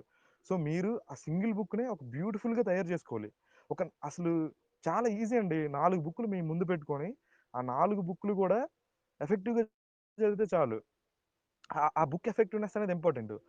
అంటే ఇప్పుడు ప్రతి టాపర్ కూడా 2, 3 బుక్స్ ఉంటాయి. అందువల్ల అంటే వాళ్ళు ఎలాగంటే ఆ బుక్స్ కూడా ఖచ్చితంగా ఆ ఎక్స్‌ట్రా యాడెడ్ ఆ బ్యూటిఫుల్‌గా తయారు చేసుకున్న దగ్గర నుంచి ఇప్పుడు మీరు ఏదైతే 40, 45 స్కోర్ చేశారో, ఈ బ్యూటిఫుల్‌గా తయారు చేసుకున్న దగ్గర నుంచి ఇప్పుడు ఎవరైతే ఉన్నారో వాళ్ళందరూ కూడా ఆ ఎక్స్‌ట్రా 10 మార్క్స్ గెయిన్ చేసి ఉంటారు ఖచ్చితంగా. కావాలంటే మీరు ఏ టాపర్ చెప్పేదైనా వినండి. ఎవరు చెప్పినా సరే అదే చెప్తారు. ఎందుకంటే ఇంక అక్కడ ఇంకేం లేదు. ఇంక పెద్ద స్ట్రాటజీ ఏమి అక్కర్లేదు. ఏం అవసరం లేదు. ఇంతకు మించి ఏం ఉండదనమాట. సో, ఇంకా అంటే ఇంక బుక్‌లో మ్యాటర్ ఏముందో నేను వెళ్ళదలుచుకోలేదు. హ్మ్.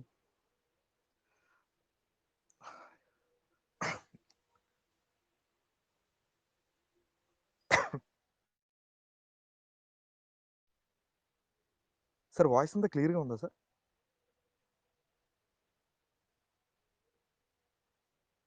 హలో!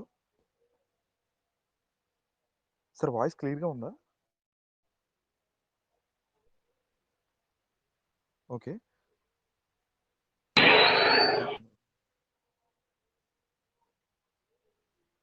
అదే విధంగా సో, అంటే మీరు ఇదివరకే ఏదైతే బుక్ ఉంటదో, ఆ బుక్‌ని బ్యూటిఫుల్‌గా తయారు చేసుకోవడం కోసం ప్లాన్ చేయండి.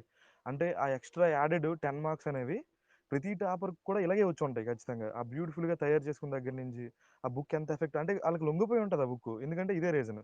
సో, నంబర్ ఆఫ్ బుక్స్‌కెళ్ళిపోకుండా ఖచ్చితంగా లిమిటెడ్ రిసోర్సెస్ అనేది చాలా important. Limited resources is the key అనమాట. ఇంకా నంబర్ ఆఫ్ బుక్స్ ముందేసుకున్నోళ్ళందరూ సక్సెస్ అయిపోరు. లిమిటెడ్ రిసోర్సెస్ చేసుకొని ఏదైతే లిమిటెడ్ రిసోర్సెస్‌ని ఆ బుక్‌ని బ్యూటిఫుల్‌గా తయారు చేసుకొని ఉంటారో, అక్కడి నుంచి ప్రతి టాపర్ కూడా సక్సెస్ అయ్యి ఉంటారు డెఫినిట్‌గా. అదేవిధంగా రిగరస్ ప్రాక్టీస్ అనమాట. అంటే ఇంకా ఎంత రిగరస్ అంటే చెప్పలేనంత. ఫ్యాక్ట్ బేస్డ్ కాబట్టి. ఇప్పుడు పేపర్ 1 అనేది మనం ఫ్యాక్ట్ బేస్డ్ కాబట్టి, సో మీరు ఇది చేసుంటే డెఫినిట్‌గా ఖచ్చితంగా కూడా పేపర్ 1 అనేది మీ కంట్రోల్‌లోకి వచ్చేస్తది. ఇది మీరు నోటిఫికేషన్ రావడానికి ముందే చేసుకోవాలి. ఎందుకంటే నోటిఫికేషన్ వచ్చిన తర్వాత ఈ ఫ్యాక్ట్స్‌ని మనం కంట్రోల్ చేయలేము. ఎందుకంటే ఫ్యాక్ట్ అనేది ఎవరికీ గుర్తుండదు. ఎవ్వరు ఇప్పుడు ఎవరికైనా గుర్తుంటే రమేష్ నాయుడు సార్ అంటారు. ఆర్‌సీ రెడ్డిలో ఆయన మాకు ఏపీ హిస్టరీ చెప్పారు. ఆయన ఏమంటారంటే ఏదైనా గుర్తుండిపోయిందనుకోండి చెప్పింది చెప్పేగానే, అప్పుడు ఎవరైనా మనం అంటే అది ప్రాబ్లమ్ అనమాట. అప్పుడు వాడిని హాస్పిటల్‌కి తీసుకెళ్ళాలి. అంటే చెప్పింది చెప్పినట్టు ఎవరికీ గుర్తుండదండి. ఎవ్వరికీ. ఎందుకంటే ఫ్యాక్ట్ అనేది ప్రతి ఒక్కరు మర్చిపోతారు. ఇప్పుడు మీరు ఏదైనా నన్ను ఏపీ హిస్టరీ టెస్ట్ చేయండి. నేను ఖచ్చితంగా మర్చిపోయి ఉంటాను. డెఫినిట్‌గా మర్చిపోయి ఉంటాను ఎంతో కొంత. మళ్ళీ నేను ఆ 40, 45కి దిగిపోయి ఉంటాను ఖచ్చితంగా. సో, ఎందుకంటే ఫ్యాక్ట్ అనేది మర్చిపోవడానికే ఉంటది. కాన్సెప్ట్ అలా కాదు. కాన్సెప్ట్ అంటే పేపర్ 2 అనేది కాన్సెప్ట్ గాబట్టి, మీరు పేపర్ 1 ఇలా ప్లాన్ చేసుకొని, ఖచ్చితంగా మీరు నోటిఫికేషన్ కంటే ముందే సిద్ధంగా ఉంటే, పేపర్ 2 అనేది మీకు ఈజీ అయిపోతది. పేపర్ 2 ఎలా ఉంటదంటే, ఫ్యాక్ట్స్ ఉన్నప్పటికీ కూడా మోస్ట్ ఆఫ్ ద పేపర్ 2 అనేది కాన్సెప్ట్ బేస్డ్‌గా ఉంటది. ఎకానమీ గాని, లేదా సైన్స్ అండ్ టెక్నాలజీ గాని, ఎందుకంటే ఎన్విరాన్మెంట్ పార్ట్ గాని అదంతా మీరు చూసుకుంటే ప్రతీది కూడా కాన్సెప్ట్ బేస్డ్‌గా ఉంటది. మనం ఎగ్జామ్ నోటిఫికేషన్ పడిన తర్వాత కూడా దాన్ని ఈజీగా కంట్రోల్ చేసుకోవచ్చు. కాన్సెప్ట్ అనే దానికి లాంగ్ మెమరీ ఉంటది. చాలా లాంగ్ మెమరీ ఉంటదనమాట. ఫ్యాక్ట్‌కి ఏంటంటే షార్ట్ మెమరీ ఉంటది. సో, అందువల్ల నోటిఫికేషన్ పడ్డాక మీరు ఎకానమీ, ఎస్&టీ అనేది చదువుకోవడానికి కంట్రోల్ వస్తది. సో, నేను పేపర్ 2కి ఎకానమీకి చిరంజీవి సార్ బుక్కు, అదేవిధంగా ఐఎస్ఎన్ రాజు సార్ బుక్కు. అంటే నేను ప్రతి దానికి కూడా ఇప్పుడు ఒక యాంకర్ బుక్ అనేది ఒకటే ఉంటదండి. అంటే నేను పాలిటిక్ 'లక్ష్మీకాంత్', 'ప్రభాకర్ రెడ్డి' 2 చదివానని చెప్పాను. బట్ నా యాంకర్ బుక్ ఏంటంటే 'లక్ష్మీకాంత్.' నేను 'లక్ష్మీకాంత్‌ని' బ్యూటిఫుల్‌గా తయారు చేసుకున్నాను. అది ఇంకా వండర్‌ఫుల్ బుక్ అనమాట. ఒకవేళ ఎవరైనా ఇన్‌కేస్ ఏదైనా కొంచెం లో స్టాండర్డ్ బుక్స్ చదువుతున్నామని ఫీల్ అయితే ఖచ్చితంగా 'లక్ష్మీకాంత్' తీసుకోండి. ఎందుకంటే ఆ బుక్కు ఇంక వేరే లెవెల్‌లో ఉంటదనమాట. అంటే ఎక్కడ స్ట్రెస్ చేసి రాయాలి, ఎక్కడ ఒక అల్గారిథం లాగనమాట. యెస్సా? నోవా? యెస్ అయితే ఏంటి? నో అయితే ఏంటి? ఇలా ఉంటదనమాట. అంటే మనకి చదువుతున్నప్పుడే ఒక ఇంట్రెస్టింగ్ అంటే ఒక ఆసక్తిని క్రియేట్ చేస్తదనమాట ఆ బుక్కు. సో, అది నా యాంకర్ బుక్కు. అదే విధంగా ఎకనామిక్ చూసుకుంటే 'చిరంజీవి సార్' బుక్ అనేది నా యాంకర్ బుక్ అనమాట. అదే విధంగా ఏపీ హిస్టరీకి చూసుకుంటే నా యాంకర్ బుక్ 'జోగినాడే'. 'జోగినాడే' నా యాంకర్ బుక్కు. దానిని నేను బీఎస్ఎల్ నుంచి, రఘునాథరావు నుంచి బ్యూటిఫుల్‌గా తయారు చేసుకున్నాను. సో, ఎకానమీ చూసుకుంటే పేపర్ 2కొచ్చి చిరంజీవి సార్ బుక్, అదేవిధంగా ఐఎస్ఎన్ రాజు సార్ బుక్ అయితే నేను చదివాను. సైన్స్ అండ్ టెక్నాలజీ పార్ట్‌కొచ్చేసరికి నేను కొంచెం త్రిబుల్ ఆర్ బుక్ చదివాను. అదేవిధంగా కొన్ని పీడిఎఫ్‌లు మెయిన్ త్రిబుల్ ఆర్ బుక్ అనమాట. అంటే నా యాంకర్ బుక్ అనేది త్రిబుల్ ఆర్. అదేవిధంగా నేను కొంచెం సివిక్ సెంటర్ నుంచి ఒక బుక్ ఉండేది. అంటే ఫస్ట్ 2 యూనిట్‌లకి సెపరేట్‌గా ఒక బుక్ ఇచ్చారనమాట. ఆ బుక్ దాంతో పాటు కొన్ని పీడిఎఫ్‌లు ఇవన్నీ కూడా చదివాను. సో, మెయిన్ ఏంటంటే యాంకర్ బుక్ ఎకానమీకి చిరంజీవి సార్ బుక్. ఎస్&టీకేమో త్రిబుల్ ఆర్ బుక్. పాలిటిక్స్ చూసుకుంటే 'లక్ష్మీకాంత్' అనేది నా యాంకర్ బుక్. ఏపీ హిస్టరీకి చూసుకుంటే జోగినాయుడు సార్ బుక్ అనేది నా యాంకర్ బుక్. ఆ యాంకర్ బుక్‌ని నేను అంటే మెయిన్ యాంకర్ అదే. దాన్ని బ్యూటిఫుల్‌గా తయారు చేసుకున్నాను. మిగతా బుక్స్ యూజ్ చేసుకొని. అదే విధంగా టెస్ట్ సిరీస్ ఆహ్, చాలా ఇంపార్టెంట్. ఆ టెస్ట్ సిరీస్ నుంచే మనం ఎక్కడైతే తప్పు చేస్తున్నామో అంటే ఆ రూట్ ఎక్కడైతే ఆ అంటే మనం ఎక్కడ సర్జరీ చేయాలో తెలిసేదేంటంటే టెస్ట్ సిరీస్ ద్వారా. మీరెప్పుడైతే నంబర్ ఆఫ్ టెస్ట్‌లు, నంబర్ ఆఫ్ బిట్స్ అనే దానికి ఎక్స్‌పోజ్ అవుతారో మీకు ఆహ్, ఆ ప్రాబ్లమ్ క్యాన్సర్ ఎక్కడుందో తెలుస్తుంటదనమాట మీకు. అంటే మీరు సర్జరీ ఎక్కడ చేయాలో తెలుస్తది. దాన్ని మీరు ఆ బుక్‌కి రీఇన్ఫోర్స్‌మెంట్ లాగనమాట. అంటే రీఇన్ఫోర్స్‌మెంట్ లేకుండా స్లాబేసామనుకోండి, అంటే రీఇన్ఫోర్స్‌మెంట్ అంటే ఆ ఐరన్ బీమ్స్ ఉంటాయి కదా! ఐరన్ బీమ్స్ లేకుండా స్లాబేస్తే అది కూలిపోతుంది. అది నిలవదనమాట. దానికి స్ట్రెంత్ ఉండదు. అదే విధంగా ఒక బుక్ చదవడం ఎంత ఇంపార్టెంటో దాన్ని రీఇన్ఫోర్స్‌మెంట్ చేసుకోవడం కూడా అంతే ఇంపార్టెంట్. అంటే బిట్స్, నంబర్ ఆఫ్ బిట్స్ ఇంకా నిజంగా చెప్పాలంటే టెస్ట్ సీరీస్ అనేది చాలా చాలా ఇంపార్టెంట్. ఇక్కడ అసలు 'మూర్తి విష్ణు' సార్ గురించి ఇక్కడే చెప్పాలి మీకు. ఖచ్చితంగా. ఎందుకంటే ఒక అంటే టెస్ట్ సిరీస్ చాలా నంబర్ ఆఫ్ ఉంటాయండి మార్కెట్‌లో. నంబర్ ఆఫ్ అంటే చెప్పలేనన్ని ఉంటాయి. కానీ ఏదేదో బుక్‌ని కాపీ చేసేసి అలాగ రాసేసి ఇచ్చేస్తుంటారనమాట బిట్లు. బట్ మీరు 'మూర్తి విష్ణు' సార్ బిట్స్ ఏదైనా చూడండి. ఆయన జెన్యూన్‌గా ప్రతి బిట్ వెనకాల ఆయన ఎఫర్ట్ కనిపిస్తది మీకు. ఖచ్చితంగా అంటే ఒక నిజాయితీ కనిపిస్తది. ఆ బిట్ ఆయన తయారు చేయడం గాని, అందులో ఉన్న ఆప్షన్‌లు గాని. నేనైతే అసలు 'ఆర్‌సీ రెడ్డిలో' చదివాను. తర్వాత సార్ రాసిన బిట్స్ అంటే ఎవరు రాసారంటే ఈ బిట్స్ 'మూర్తి విష్ణు' సార్ రాసారు. అని చెప్పి చాలా నేమ్ అనమాట. సో, 'మూర్తి విష్ణు' సార్ రాసిన ప్రతి బిట్టు లాస్ట్‌గా ఆయన తయారు చేసిన ఏపీ ఎకానమీ బిట్ ఏదైతే ఉందో, ఏపీ ఎకానమీకి ఆయన సర్వే బడ్జెట్‌ల నుంచి తయారు చేసిన చివరి బిట్ వరకు కూడా నేను ఇంచుమించు ప్రతీదీ చేసే ఉంటాను. ఖచ్చితంగా ఆయన బిట్స్ నేను చేయలేక నేను సబ్మిట్ చేసుకొని ఆ బిట్స్ చూసుకునేవాడిననమాట. అంటే అంత స్టాండర్డ్‌లో ఉంటాయి. మీరు వేరే ఏ టెస్ట్ సిరీస్ గాని ఇంక ఎవ్వరు బిట్ చేసినా సరే ఆల్‌మోస్ట్ కాపీ పేస్ట్ ఉంటాయండి. ఖచ్చితంగా కాపీ పేస్ట్ ఉంటాయి. ఎందుకంటే అలా తెచ్చేస్తారు. అసలు ఎఫర్టే ఉండదు. కానీ సారు ప్రతి బిట్ కూడా అసలు ప్రతి బిట్ కూడా అసలు ఎంత నిజాయితీ ఉంటదంటే ఆ బిట్ ఆయన తయారు చేసేది గాని, ఇంక ఎకానమీ అయితే నాకు ఎకనమీస్ ఆయన రాసిన ప్రతి బిట్ కూడా నా మైండ్‌లో ఉందనమాట. అంత అంత బాగా రాశారు ఎకానమీ అయితే. ఎకానమీని సార్ బిట్స్ వల్లే అంటే నాకు ఆ రీఇన్ఫోర్స్‌మెంట్ ఖచ్చితంగా సార్ బిట్స్ వల్లే. ఖచ్చితంగా నా సక్సెస్‌లో ఆయన పార్ట్ ఖచ్చితంగా ఉంది. అందుకే నేను ఆయనకి థాంక్స్ కూడా చెప్పాను. Thank you sir. నిజంగా thank you so much.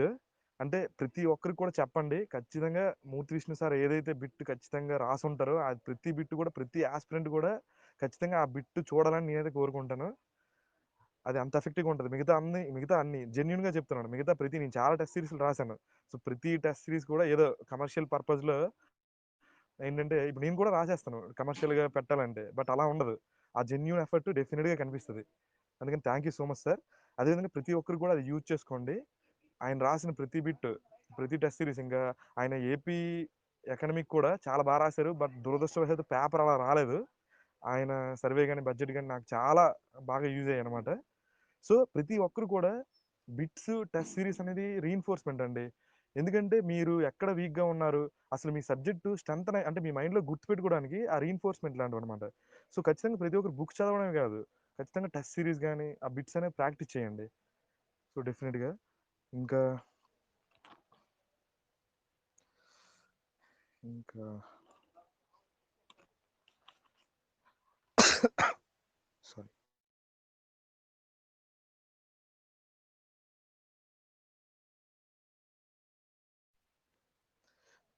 Next ఏంటంటే అండి, సబ్జెక్ట్ అంటే మనం ప్రతి బుక్ కూడా అంటే ఏ ఆర్డర్‌లో సిలబస్ చూడడంతో పాటు, ఆ సిలబస్‌ని ఏ ఆర్డర్‌లో చదువుకోవాలనేది కూడా మీరొకటి చేసుకోండి. అంటే నేను ఏపీ హిస్టరీని గాని, ఎకానమీని గాని లేదా ఆహ్, పాలిటీని గాని ఆ ప్రాధాన్యత ఉంటదనమాట. అంటే మీరేదో వరుసగా లైన్‌గా ఫస్ట్ ఓపెన్ చేసి ఇప్పుడు ఏపీ హిస్టరీ చూసుకోండి. ప్రీ హిస్టరీ ఉంటది. స్టార్టింగు ప్రీ హిస్టరీ నుంచి చదువుకొని వెళ్ళిపోయి లాస్ట్ వరకు చదవకుండా, ఒక ఆర్డర్ ఉంటదండి. అంటే ఆ ఆర్డర్‌లో చదువుకోవడం అనేది ప్రాధాన్యత క్రమం అనేది కూడా చాలా ఇంపార్టెంటు.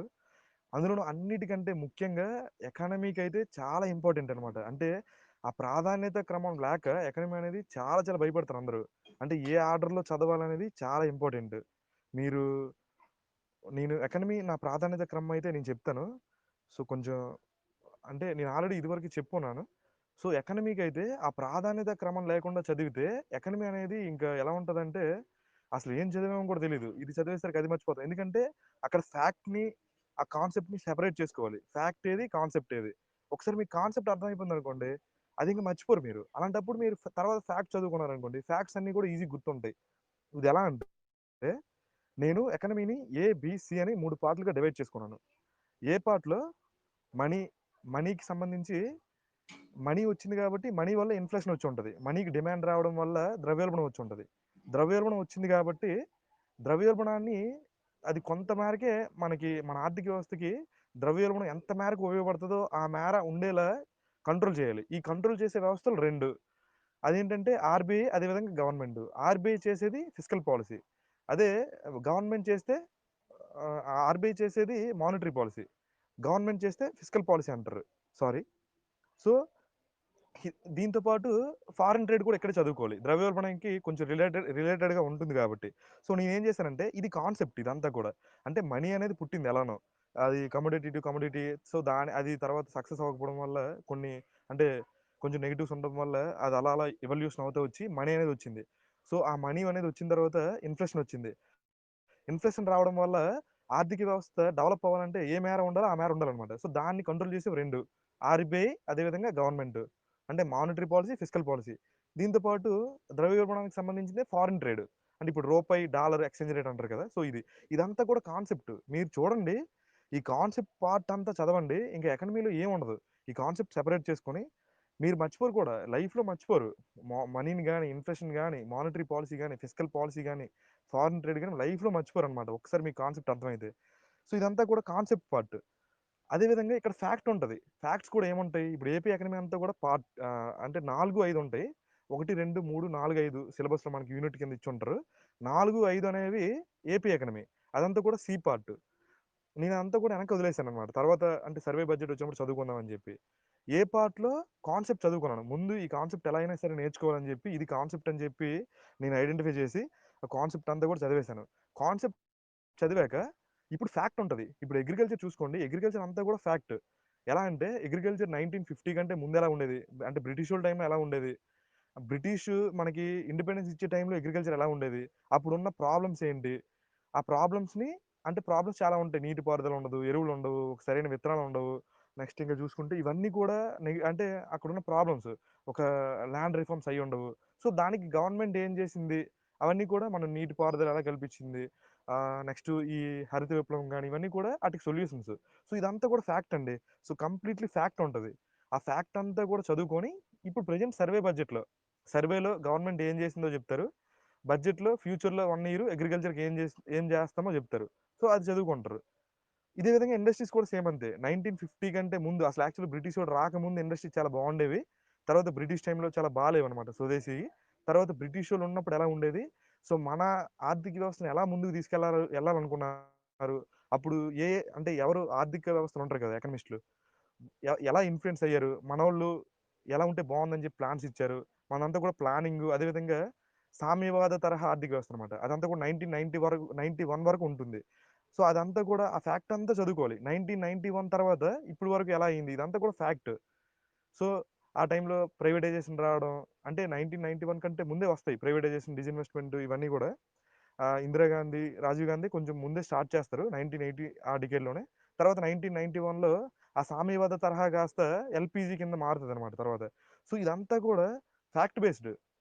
ఇదంతా కూడా ఎలా జరిగిందని చెప్పి అవన్నీ కూడా గుర్తుపెట్టుకొని, అప్పుడు ఇండస్ట్రీస్ ప్రెజెంట్ సినారియో ఏంటి? అసలు కోర్ ఇండస్ట్రీస్ ఎలా పనిచేస్తుంటాయి? మనకి ఎవ్రీ మంత్ కూడా అవి ఎలా పనిచేస్తుంటాయి కూడా వస్తుంటాయి న్యూస్‌లో. సో, ఇదంతా కూడా చూసుకొని ఆహ్, సర్వే వచ్చినప్పుడు సర్వేలో ఆ లాస్ట్ పెర్ఫార్మన్స్ ఏంటి ఇండస్ట్రీస్ అదేవిధంగా బడ్జెట్‌లో అసలు ఇండస్ట్రీస్‌కి ఏం చేయాలనుకుంటున్నారు ఇదంతా కూడా. So, same as service sector. So, ఇదంతా కూడా ఫ్యాక్ట్. ఇది అయిపోయిన తర్వాత ప్లానింగ్ అంతా కూడా చదవాలి. ఎందుకంటే ప్లానింగ్ అంతా కూడా ఫ్యాక్ట్. సో, ఇదంతా కూడా నేను బి పార్ట్‌లో పెట్టుకున్నాను. అంటే బి పార్ట్‌లో ఫ్యాక్ట్ ఉంటది. ఏ పార్ట్‌లో కాన్సెప్ట్ ఉంటది. సి పార్ట్‌లో ఏపీ ఎకానమీ అనమాట. ఇలా ప్లాన్ చేసుకొని చాలా నీట్‌గా అయితే చదువుకున్నాను. ఆహ్, ఎకానమీ వరకైతే.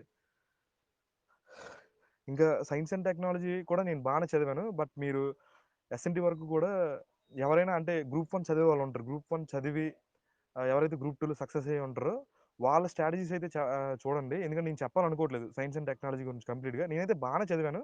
బట్ ఖచ్చితంగా ఒక గ్రూప్ 1 సివిల్స్ ఎవరైతే చదివి గ్రూప్ 2లో సక్సెస్ అయ్యి ఉంటారో వాళ్ళ స్ట్రాటజీస్ అయితే కొంచెం మీరు చూడండి. నేను డివిజన్ చేసుకొని చదివాను ఇలానే. సో, ఎస్ఎన్‌టికి అయితే అలా చదవండి. ఎకానమీకి అయితే చెప్పాను already. Paper 1 AP history, polity కూడా సేమ్ అండి. ఏపీ హిస్టరీకి ఏదైతే చెప్పానో సేమ్ యాజ్ పాలిటీ కూడా అంతే. ఆ 30-40% మీరు రిమూవ్ చేసుకొని మిగతా 60-70% మీరైతే చదవాలి. అదేవిధంగా ఇక్కడ కరెంట్ అఫైర్స్ గురించి చెప్దాం అనుకున్నానండి. అసలు కరెంట్ అఫైర్స్ అసలు గ్రూప్ 2 ప్రిపరేషన్‌లో కరెంట్ అఫైర్స్ యొక్క ప్రాధాన్యత ఏంటి?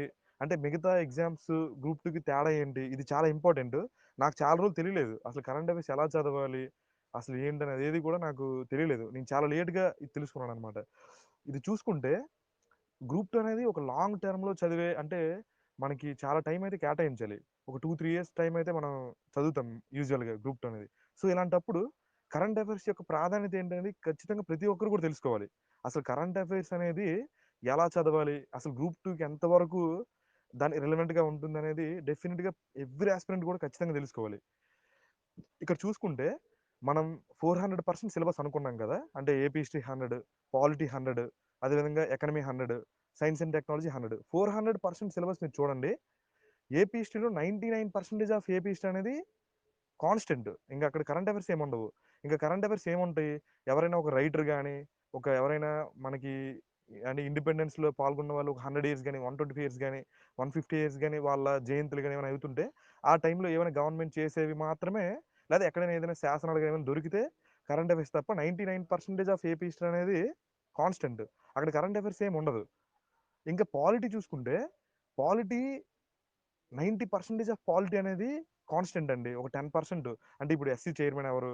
ఎన్‌సీఎస్‌సీ లేదా national commission for BC chairman ఎవరు? లేదా మినిస్టర్స్ ఎవరు? గవర్నర్స్ ఎవరు? అంటే ఇంకా చీఫ్ మినిస్టర్స్ ఎవరు? దీంతో పాటు ఏమైనా సుప్రీం కోర్ట్ జడ్జ్‌మెంట్స్ గాని, ఇవి తప్ప మిగతా పాలిటీ అంతా కూడా 90% ఆఫ్ పాలిటీ అనేది కాన్స్టెంట్. లేకపోతే పాలిటీ అనేది ఎవ్రీడే న్యూస్‌లోకి వస్తుంటది.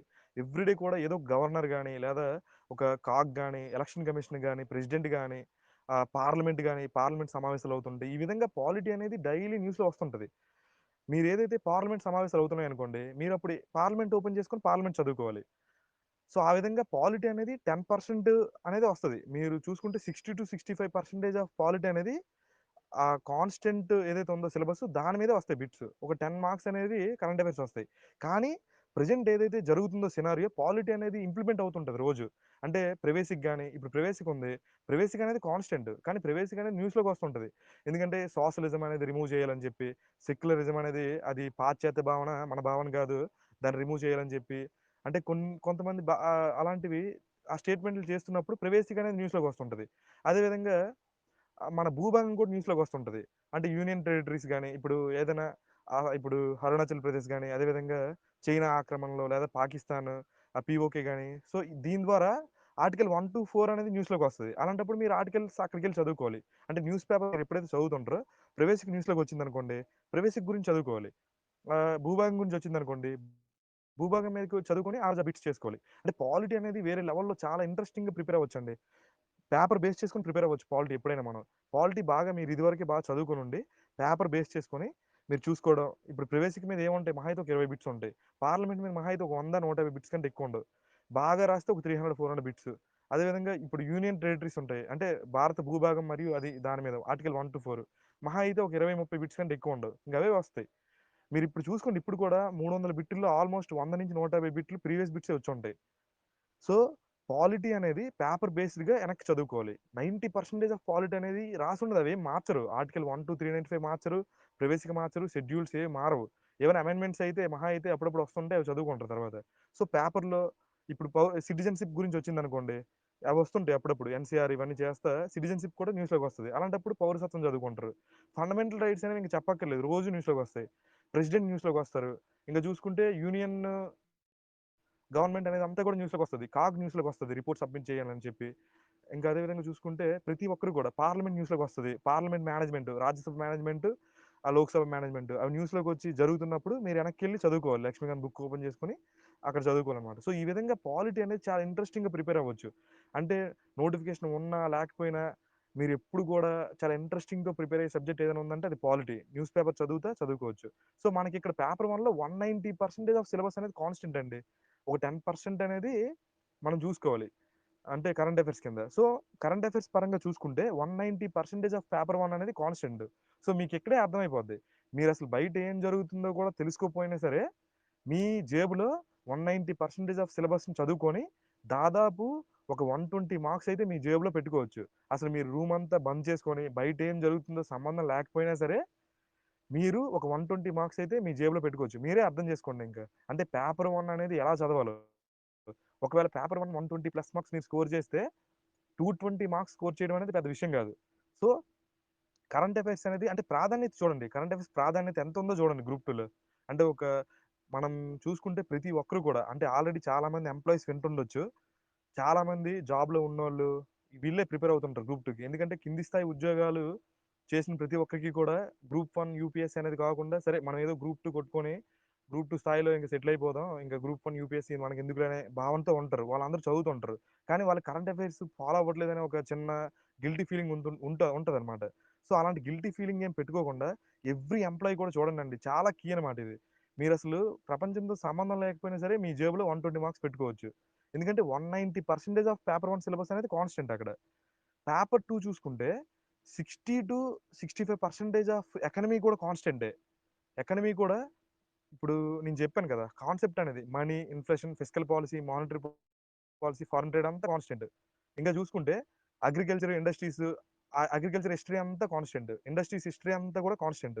సో 60% ఆఫ్ ఎకానమీ కూడా కాన్స్టెంట్. చాలా మంది ఏమంటారంటే ఎకానమీ సార్ నాది Chiranjeevi sir fourth edition book ఉంది సార్. ఇప్పుడు కొత్తగా రిలీజ్ చేశారు. ఆ బుక్ తీసుకోవాలా? లేకపోతే అప్‌డేటెడ్ ఎడిషన్ వచ్చిందంట అది తీసుకోవాలా? అదంతా కాదండి. మీరు ఫోర్త్ ఎడిషన్ బుక్ ఉన్నా సరే మీ దగ్గర 60-65% ఆఫ్ ఎకానమీ అనేది కాన్స్టెంట్ కాబట్టి సో మీరు ఖచ్చితంగా పాత ఎడిషన్ ఉంటే అదే చదవండి. సో అది చదివి ఇంకా ఎకానమీలో 30-40% ఆఫ్ కరెంట్ అఫైర్స్ కూడా డైలీ ఫాలో అవ్వాల్సిన అవసరం లేదు. ఎందుకంటే సర్వే బడ్జెట్ వచ్చినప్పుడు మీకు 20-30% ఆఫ్ బిట్స్ కూడా సర్వే బడ్జెట్ నుంచి వస్తాయి. అలాంటప్పుడు ఎకానమీ మీరు డైలీ కరెంట్ అఫైర్స్ ఫాలో అయితే ఏముంటది? మహా అయితే ఆర్‌బీఐ రిపోర్ట్ ఉంటది ఒక 2 మంత్స్‌కి. లేకపోతే కోర్ ఇండస్ట్రీస్ యొక్క రిపోర్ట్ వస్తది. లేదా ఎవ్రీ మంత్ నిరుద్యోగమో లేదా ఇన్‌ఫ్లేషన్ ఎంత ఉందని చెప్పి రిపోర్ట్స్ వస్తుంటాయి. సో అవి ఫాలో అవ్వకపోయినా అంటే నోటిఫికేషన్ ముందు ఒక 6 మంత్స్, 1 ఇయర్ పెట్టుకొని ఆ ఎకానమీ కరెంట్ అఫైర్స్ చదువుకొని సర్వే బడ్జెట్ చదువుకోవచ్చు. అంటే చూడండి అంటే కరెంట్ అఫైర్స్ యొక్క ప్రాధాన్యత చూడండి. నేను ఇదే మిస్టేక్ చేశాను. నేనేం చేశానంటే డైలీగా కరెంట్ అఫైర్స్ వినేవాడిని. డైలీగా కరెంట్ అఫైర్స్ ప్రవీణ్ సార్ అని చెప్పి యూట్యూబ్‌లో డైలీగా చెప్పేవారు. ఆయన చెప్పేది ఒక 4, 5 బుక్స్ రాసాననమాట. అవసరం లేనివంతా ఎవరెవరో అపాయింట్ అవుతుంటారు. అవన్నీ కూడా రాసేసాను. అసలు ఒక పెద్ద గ్రంథాల్లా ఉన్నాయన్నమాట అవన్నీ నా దగ్గర. సో నేను చాలా మిస్టేక్ చేశానన్నమాట. ఎందుకంటే మీరు ప్రాబ్లమ్ ఏదో ఐడెంటిఫై చేయండి. అదే మీరు ప్రాబ్లమ్ సూట్ చేయాలన్నమాట. అంటే ఏదో ఎక్కడో దగ్గర పేల్చకుండా మీరు సూట్ చేయాలి. ఎయిమ్‌ని సూట్ చేయాలి. ఎలా పడితే అలా కాకుండా. అందుకని ఎకానమీలో కూడా చూసుకుంటే సర్వే బడ్జెట్ వచ్చినప్పుడు ఎలాగో చదువుకుంటారు. సర్వే బడ్జెట్ వచ్చినప్పుడు ఇప్పుడు సారు చాలా వండర్‌ఫుల్‌గా చేశారు. నిజంగా నేను చదవలేదు లాస్ట్‌లో నాకు అర్థమయ్యి. AP economy sir survey budget నుంచి వేరే లెవెల్‌లో ప్రిపేర్ చేసి బిట్స్ ఇచ్చారు మనకి. అంటే మనకి చాలా ఈజీగా చేసి ఇచ్చేవాళ్ళు చాలా మంది ఉంటారు. ఆళ్ళని మనం యూజ్ చేసుకోవాలి. సో, ఆ 20, 30% అప్పుడు చదువుకోవచ్చు. ఇంక మిగతా ఈ 10% మానిటరీ పాలసీ ఎంతుంది? ఎంత పెట్టారు? ఏమన్నా రెపో రేటు తగ్గించారా? పెంచారా? ఇవన్నీ కూడా ఆహ్, మీరు చదివితే మంచిదే. పేపర్ చదువుతుంటే అర్థం చేసుకుంటే మంచిదే. ఎఫెక్టివ్‌గా ఉంటది. కానీ ఖచ్చితంగా పేపర్ చదివేటప్పుడు లైట్‌గా చదివితే సరిపోద్దనమాట. డెఫినిట్‌గా పేపర్ చదువుకొని, ఆహా! ఓకే. మానిటరీ పాలసీ కమిటీ అనేది సమావేశం అయింది. అదేదో ఒక చర్యలు తీసుకుంటుంది ఇన్‌ఫ్లేషన్ మీద. అది ఎవ్రీ 2 మంత్స్‌కి తీసుకుంటది. లేదా డిస్క్రిప్షన్ పవర్ మధ్యలో కూడా తీసుకోవచ్చు. మధ్య 1 మంత్‌ది కూడా తీసుకోవచ్చు. గవర్నమెంట్ అనేది మనకి ఎవ్రీ ఇయర్ చేస్తుంటది బడ్జెట్ అనేది. అదే విధంగా ఇంకేం న్యూస్‌లోకొస్తాయి. కోర్ ఇండస్ట్రీస్ యొక్క గ్రోత్ వస్తది. ఎవ్రీ మంత్ కూడా కోర్ ఇండస్ట్రీస్ పెర్ఫార్మన్స్ ఎలా ఉందని చెప్పి. అదే విధంగా ఎవ్రీ క్వార్టర్ అసలు మన ఇండస్ట్రీస్ పెర్ఫార్మన్స్ ఏంటి? అగ్రికల్చర్ పెర్ఫార్మన్స్ ఏంటని చెప్పి న్యూస్‌లోకొస్తది. అంటే ఎకానమీలో ఆ 10-15% నేను ఫాలో అయ్యాను కాబట్టి చెప్తున్నాను. అవి తప్ప ఇంకేం రావు న్యూస్‌లోకి. నేను వాటిల కోసం అని చెప్పి every time monetary policy committee వచ్చి అవన్నీ రాసుకునేవాడిని. అలా కాకుండా మీరు లాస్ట్‌లో సూట్ చేసుకుంటే సరిపోద్దనమాట ప్రాబ్లమ్‌ని. ఇదంతా ప్రాబ్లమ్‌ని. బడ్జెట్ సర్వే వచ్చినప్పుడు మోస్ట్ ఏదైతే రీసెంట్‌గా వచ్చుంటదో ఆ సర్వే బడ్జెట్టే చదవాలి. ఒకవేళ ఇప్పుడులాగా అంటే జస్ట్ గవర్నమెంట్ వచ్చిన తర్వాత సర్వే బడ్జెట్‌ని మాక్సిమం పట్టించుకోరు. ఎందుకంటే ఎవరో పాత గవర్నమెంట్ చేసినవన్నీ ఉంటాయి కాబట్టి ఇప్పుడు కూడా అదే అయింది. అంటే ఓల్డ్ గవర్నమెంట్ కాబట్టి సర్వే బడ్జెట్ నుంచి ఎక్కువ రాలేదు. ఓల్డ్ గవర్నమెంట్ చేసినవి ఇవ్వాలి కాబట్టి. బట్ ఇప్పుడు అలా కాదు. ఇప్పుడు ఈ గవర్నమెంట్ ఏదైతే ఇప్పుడు మిడిల్ నోటిఫికేషన్ కాబట్టి ఈ గవర్నమెంట్ ఏదో చేసుంటది. సో, డెఫినిట్‌గా సర్వే బడ్జెట్ అనేది ఫాలో అవ్వడం మంచిది. సో, లాస్ట్ టైమ్ అందుకే నేనైతే అందుకే ఇవ్వలేదనుకుంటున్నాననమాట. అంటే ఏపీ ఎకానమీ నుంచి. సో, మీరు అదప్పుడు చదువుకోవచ్చు కాబట్టి ఈ 60-65% ఆఫ్ ఎకానమీ అనేది మీకు ఇంపార్టెంట్. మీరు అక్కడ సర్జరీ చేయాలి. సో, అది బాగా చదవండి ఇంక. కాన్స్టెంట్ కాబట్టి. అంటే మీకు ఇక్కడ చూసుకుంటే దాదాపు అక్కడ 190% సిలబస్ కాన్స్టెంట్, ఇక్కడ ఒక 60% కాన్స్టెంట్. అంటే 250% ఆఫ్ సిలబస్ అనేది కాన్స్టెంట్ అండి. ఇంకా సైన్స్ అండ్ టెక్నాలజీ కూడా చూసుకుంటే 60-70% ఆఫ్ ఎస్ఎన్టీ కూడా కాన్స్టెంటే.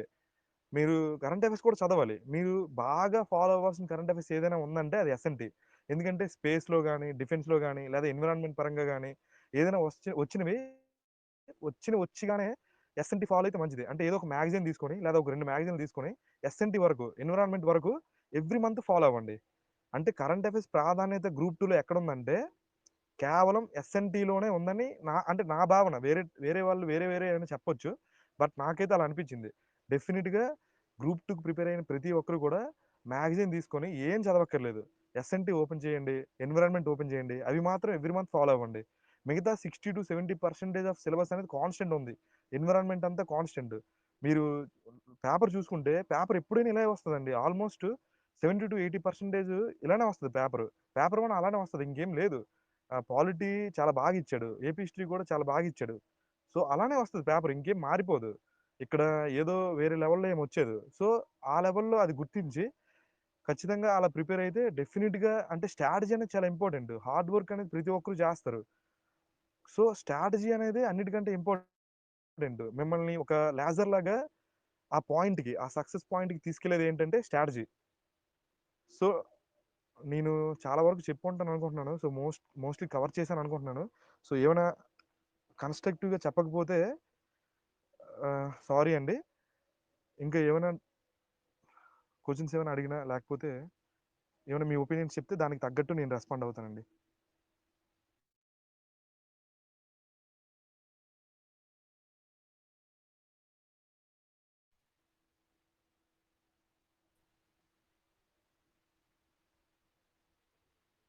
Sir Vishnu sir.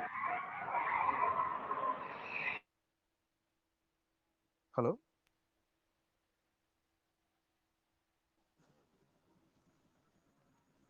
Sir Vishnu sir. Sir voice వస్తుందా? ఎవరైనా హ్యాండ్ రైజ్ చేస్తే నేను ఒకసారి పర్మిషన్ ఇవ్వగలుగుతానండి. ఒకసారి హ్యాండ్ రైజ్ అందరికీ పర్మిషన్స్ ఇస్తున్నాను ఆల్రెడీ. మిగతా ఎవరైతే మాట్లాడారో వాళ్ళు కొద్దిగా మ్యూట్లో పెట్టుకోండి. సార్తో మాట్లాడే వాళ్ళు కొద్దిగా హ్యాండ్ రైజ్ చేయండి.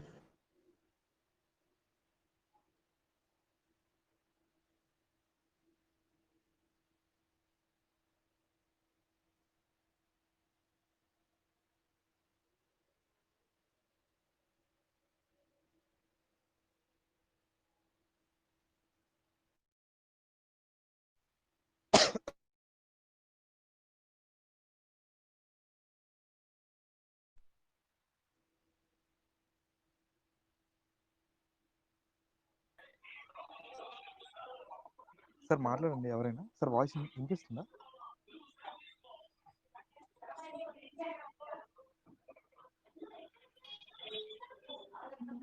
Sir good evening sir.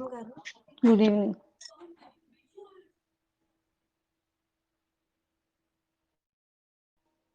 Sir అడగండి. సార్ అడగండి. క్వెషన్స్ అడగండి sir. Sir congratulations sir sir. ఇప్పుడు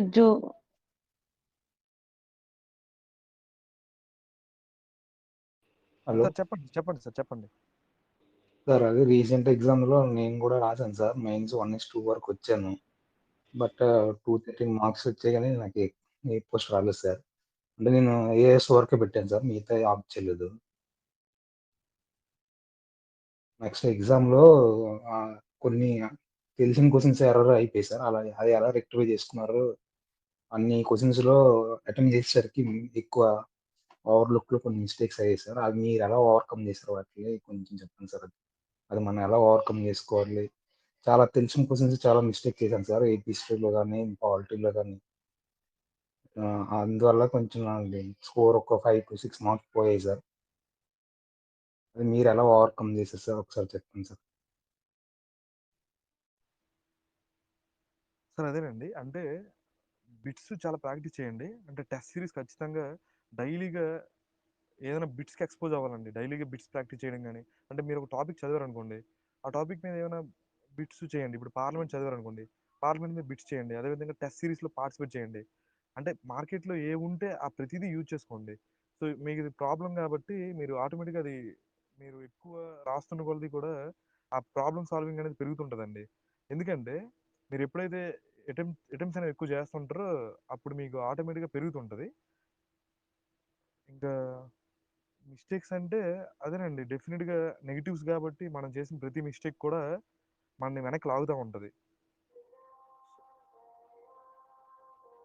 సో, ఎక్కువ ప్రాక్టీస్ ఇంపార్టెంట్ అండి. మీరు ప్రాక్టీస్ చేయండి డెఫినిట్‌గా సక్సెస్ అవుతారు. ఖచ్చితంగా ఇన్ని మార్క్స్ వచ్చాయంటే సో, నియర్లీ ప్రతి సబ్జెక్ట్ కూడా మహా అయితే ఒక 4, 5 మార్క్స్ మీరు పెంచుకుంటే సరిపోతది యావరేజ్‌గా.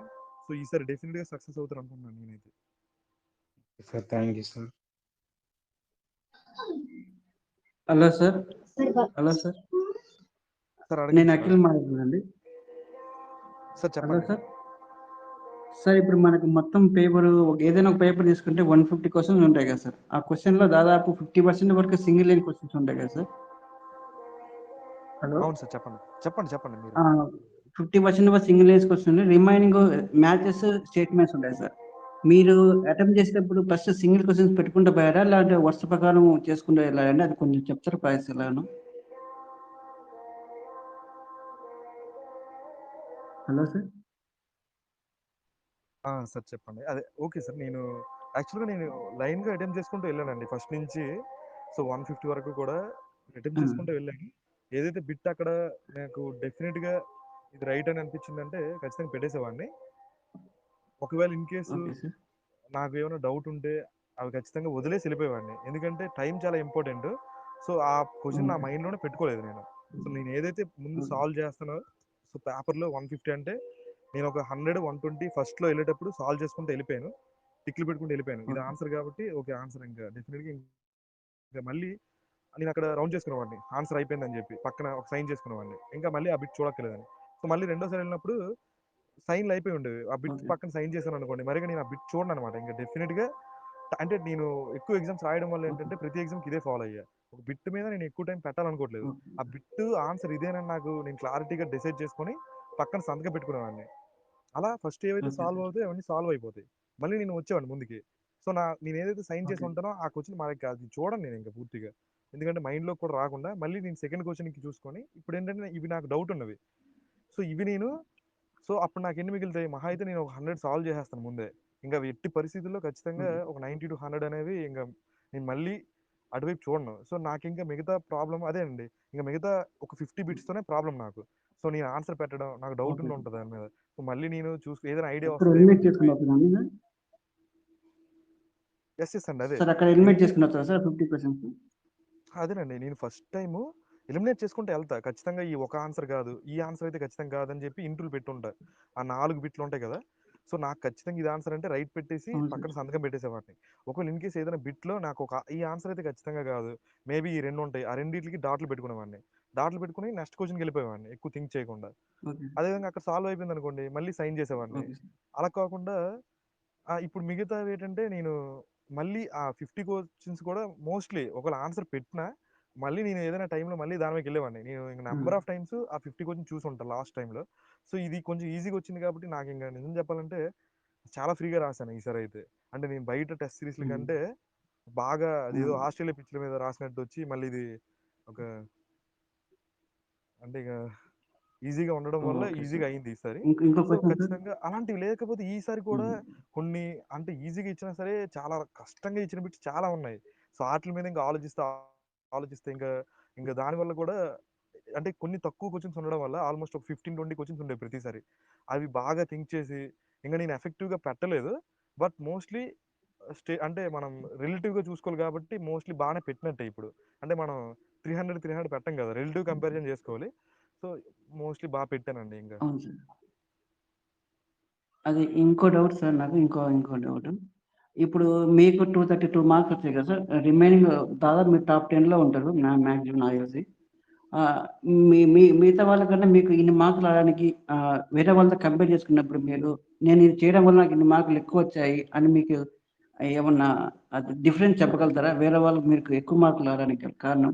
ప్రిపరేషన్‌లో ఎటువంటి అంటే వేరే వాళ్ళకన్నా మెరుగ్గా ఏం ఫాలో అయ్యారు మీరు? ఒక సింపుల్‌గా 4, 5 వర్డ్స్ చెప్పగలుగుతారండి? ఓకే అండి. అదే యాక్చువల్‌గా నేను గుర్తుపెట్టుకోవడం కోసం అని చెప్పి కోడ్ వర్డ్స్, మెమరీ టెక్నిక్స్ అయితే కొన్ని పెట్టుకున్నాను. అదేవిధంగా హైలైట్ చేసుకోవాలి చూసాను మీ బుక్ని. నేను యూట్యూబ్ ఇదివరకు ఛానల్లో ఒకటో దాంట్లో రెండో చెప్పాను. చెప్పారు. అనామిక ఏదో చెప్పారు ఎస్ కదా! ఎస్ ఎస్ ఎస్ అలా అలా అలా చాలా ఇంకా చాలా అనామిక, ఉంటాయి. సినామిక 2, 3 చెప్పారు. ఎస్ ఎస్ అదే అండి. ఆ! అంటే ఫ్యాక్ట్స్ గుర్తుపెట్టుకోవడానికి అదొక మార్గం అనమాట. సో అదే రకంగా అవే ఫాలో అయ్యాను. నేను ఇంకా చెప్పంది ఏం లేదండి. ఆల్మోస్ట్ చెప్పేసాను. ఒకవేళ ఈ 1 అవర్లో మీరు ఎక్కడైనా మిస్ అయ్యి ఉంటే ఏం ఫాలో అయ్యానంటే ఆ! కోడ్ వర్డ్స్ మెమరీ టెక్నిక్స్ అండి ఫ్యాక్ట్స్ గుర్తుపెట్టుకోవడానికి. అదేవిధంగా బుక్ హైలైట్. అంటే నేను హుహు. ఒక 30-40% ఆఫ్ బుక్ని నేను ఎప్పుడు చదివేవాడిని కాదు. ఎందుకంటే లాంగ్ ప్రిపరేషన్లో నేను అదంతా వదిలేసా. డెఫినెట్గా అది నాకు ఎలాగో వచ్చి ఉంటుంది. ఇప్పుడు గణపతి దేవుడు ఏం చేశాడు మోటిపల్లి శాసనం అనేది నేను అసలు చదవలేదు ఎప్పుడు. అంటే అలా అంటే అది ఏదో ఓకే సార్. చదవాలని అది చెప్పిండ్రు. అది అదే చెప్పింది సార్ మీరు. అది అదేనండి. మీ ఫ్రెండ్స్ క్లియర్ చేయలేదని చెప్పారు కదండీ! మీ ఫ్రెండ్స్ క్లియర్ చేయడానికి, మీరు క్లియర్ చేసేదానికి మేజర్ డిఫరెన్స్ ఒకటి చెప్పండి సార్. Major difference. ఓకే అండి. యాక్చువల్‌గా మా ఫ్రెండ్స్ క్లియర్ చేయలేదంటే దీని అర్థం ఏంటంటే వాళ్ళు చాలా బాగా చదివారు. బట్ ఏంటంటే కాంపిటీటివ్ అనేది చాలా క్రూయల్‌గా ఉంటదండి. అంటే చాలా అది అది అంటే ఓకే. నాకు చాలా అర్థమైంది. చాలా ఉంటది. సో అందువల్ల వాళ్ళు ఫెయిల్ అయ్యారు. అంటే ఏంటంటే ఈ పాయింట్ ఆఫ్ టైమ్‌లోనే వాళ్ళు ఫెయిల్యూర్. ఆల్రెడీ వాళ్ళు రికవర్ అయ్యారు. డెఫినిట్‌గా ఈసారి ఖచ్చితంగా అది పంపిస్తామని ఓకే. చెప్పారు. ఆ పాయింట్ ఆఫ్ వ్యూలో అడగట్లేదండి నేను. అంటే మీరు ఏ విషయంలో ఎక్కువ అంటే మెరుగ్గా పెర్ఫార్మ్ చేశారు వాళ్ళకన్నా అని ఆ విషయం. అదేనండి. అంటే రిలేటివ్‌గా చెప్పలేను. వాళ్ళు ఇది తప్పు చేశారనైతే చెప్పలేను. సో, డెఫినిట్‌గా వాళ్ళు మంచిగా చేశారు. నేనేంటంటే ఇవన్నీ ఫాలో అయ్యాను. నేను ఏదైతే చెప్పానో ఇదంతా ఫాలో అయ్యాను. వాళ్ళు కూడా బానే చేశారు. బట్ లక్ కూడా చాలా ఉండాలి. ఇప్పుడు అన్నీ బేస్ అయ్యి ఉంటాయండి అవన్నీను. సో, ఇవి నేను చెప్పిన పాయింట్సే. అంటే బెటర్‌గా ఇవి ఉండుంటాయి. మేబీ వాళ్ళకంటే అంటే నేను చెప్పలేను. అంటే వాళ్ళకంటే వాళ్ళు ఇది చేశారని నాకు తెలీదు కాబట్టి. సో, డెఫినిట్‌గా మా ఫ్రెండ్స్ కూడా చాలా బానే చదివారు. వాళ్ళకంటే అని చెప్పి నేను చెప్పలేను. బట్ అంటే నేను చాలా బాగానే చదివాను. నేను చదివిందైతే ఆ పాయింట్స్ ఏవైతే ఉంటాయో అవే పాయింట్స్ అనమాట. ఆ! అది ఇంకో డౌట్ అడగాలా సార్ లాస్ట్? చెప్పండి. సార్ ఇప్పుడు మనం మొత్తం ప్రిలిమ్స్, మెయిన్స్ కలిపి ఒక 9 సబ్జెక్ట్ వరకు ఉన్నాయి కదా సార్. మనకు అన్ని గ్రాడ్యుయేషన్ చదవము. కొన్ని సబ్జెక్టులు అసలు మనకి ఇంట్రెస్టే ఉండదు సార్. చదవాలంటేనే ఇంట్రెస్ట్ రాదు. మాక్సిమం చాలా ఇబ్బంది పడతాం కొన్ని సబ్జెక్టులు చదవాలంటే. అటువంటి సబ్జెక్టులు మీకేమైనా ఉన్నాయా? ఉంటే దాన్ని ఎలా ఓవర్‌కమ్ చేశారో చెప్తారా? ఆ! ఖచ్చితంగా ఉంటాయండి. ఇంట్రెస్టింగ్‌గా లేని సబ్జెక్టులు ఎందుకుండవు? మొత్తం అసలు అన్నీ ఇంట్రెస్టింగ్‌గా ఉండవు యాక్చువల్‌గాను. కానీ ఏపీ హిస్టరీ ఇంట్రెస్టింగ్‌గా ఉంటది మామూలుగా ఫర్ ఎగ్జాంపుల్. పాలిటీ ఇంట్రెస్టింగ్‌గా ఉంటది. కానీ ఎకనామిక్ వచ్చేసరికి ఇంట్రెస్టింగ్‌గా ఉండకపోవచ్చు. ఎందుకంటే పాలిటీ డైలీగా వస్తుంటది పేపర్‌లో. మనం యాక్టివ్‌గా పేపర్‌లో చూసి పార్లమెంట్ సమావేశాలు అవుతున్నాయనుకోండి, వెనక్కి అదే చదువుకుంటాం అనమాట. సో, పాలిటీ, ఏపీ హిస్టరీ అనేది ఖచ్చితంగా ఇంట్రెస్టింగ్‌గా ఉంటాయి. చదువుతునేటప్పుడు అంటే కొంచెం సినిమాటిక్‌గా ఉంటది ఏపీ హిస్టరీ అనేది. ఆహ్, అవును సార్. పాలిటీ అనేది కొంచెం ఇంట్రెస్టింగ్‌గా ఉంటది. బట్ ఎకానమీ అనేది గాని లేదా ఎస్ఎన్‌టీలో కొంత పార్ట్ అనేది ఇంట్రెస్టింగ్‌గా ఉండకపోవచ్చు. బట్ అక్కడ ఖచ్చితంగా చదవాలండి. ఇంకా కన్సిస్టెన్సీ అంటే అదే. అంటే హార్డ్ వర్క్ అంటే అదే. మనకి ఇంట్రెస్ట్ లేకపోయినా సరే డెఫినిట్‌గా మనం అంటే కంపల్సరీ ఇంకా. ఇంక మీరు కంపల్సరీ టు స్టడీ. ఇంక చచ్చినట్టు చదవాలి ఇంకంతే. దాన్ని ఇంట్రెస్టింగ్‌గా క్రియేట్ చేసుకోవడం గాని, లేదా మీరు ఎకానమీకి ఇప్పుడు ఎక్స్‌పోజ్ అయ్యారనుకోండి. సో, ఎకానమీ ఇలా ఆర్థిక వ్యవస్థ ఇలా ఓకే. జరుగుతుంది. సో, కోర్ ఇండస్ట్రీస్ పెర్ఫార్మన్స్ ఇలా ఉంది. లేదా మానిటరీ పాలసీ కమిటీ అవుతుంది. ఏమవుతుంది? రేపు సమావేశం అని చెప్పి ఈరోజు చేస్తాడు. అప్పుడు మీరు కొంచెం ఇంట్రెస్టింగ్‌గా ఉండాలి దాని మీద. ఇంక అలా అంటే సొసైటీకి ఆ పేపర్ చదవడానికి సో, దానికి డైలీ టైం ఎట్లా మీరు ట్యూన్ అయిపోయి ఉండాలండి. Okay sir. అంటే ఓకే సార్. అంటే ఇంక మీరు ట్యూన్ అయిపోయి ఉండాలి. మీరేంటంటే కంపల్సరీ టు స్టడీ అనమాట. అంటే ఇట్ ఈస్ అంటే ఇంక ఇన్‌ఎవిటబుల్. మీరు బెటర్ టు ఎంజాయ్ ఇట్ అనమాట. అంటే ఇది యాక్చువల్‌గా యూజ్ చేయకూడదు. కానీ ఒక పర్సన్ ఏమన్నారంటే when rape is inevitable better to enjoy it అని చెప్పి అంటారు. బట్ నేను అంటే మళ్ళీ రాంగ్‌గా వెళ్ళకండి. బట్ మీరు డెఫినిట్‌గా ఎంజాయ్ చేయాలి. You have to enjoy it అనమాట. ఖచ్చితంగా. అంటే మీరు ఎక్స్‌పోజ్ అవ్వండి. పేపర్ చూడండి. సమావేశాలు అవుతుంటాయి పార్లమెంట్ అవి నేర్చుకోండి. ఇండస్ట్రీస్ పెర్ఫార్మన్స్ ఉంటది. అరే! కోర్ ఇండస్ట్రీస్ ఇలా రన్ అవుతున్నాయి. అసలు గవర్నమెంట్ స్ట్రాటజీస్ ఏంటి? లేకపోతే ఇన్ఫ్లేషన్ ఎలా పెరుగుతుంది? అసలు ఇండియా పరిస్థితి ఏంటని చెప్పి బ్యూటిఫుల్ ఆర్టికల్స్ అయితే వస్తుంటాయి. అంటే కరెంట్ అఫైర్స్ ప్రాధాన్యత లేదు అంటే పేపర్ చదవకని కాదు. పేపర్‌లో అసలు గ్రూప్ 2కి కంటే ఇంట్రెస్టింగ్‌గా ఏమి ఉండదు మీరు అలవాటు చేసుకుంటే. నాకు స్టార్టింగ్‌లో అలా ఉండేది. బట్ ఇప్పుడు ఇప్పటికి ఎంజాయ్ చేస్తాను వీటన్నిటిని. నేను ఇప్పటికి పేపర్ చదువుతా. ఓకే. ఓకే. ఇలా రన్ అవుతుందా అని చెప్పి.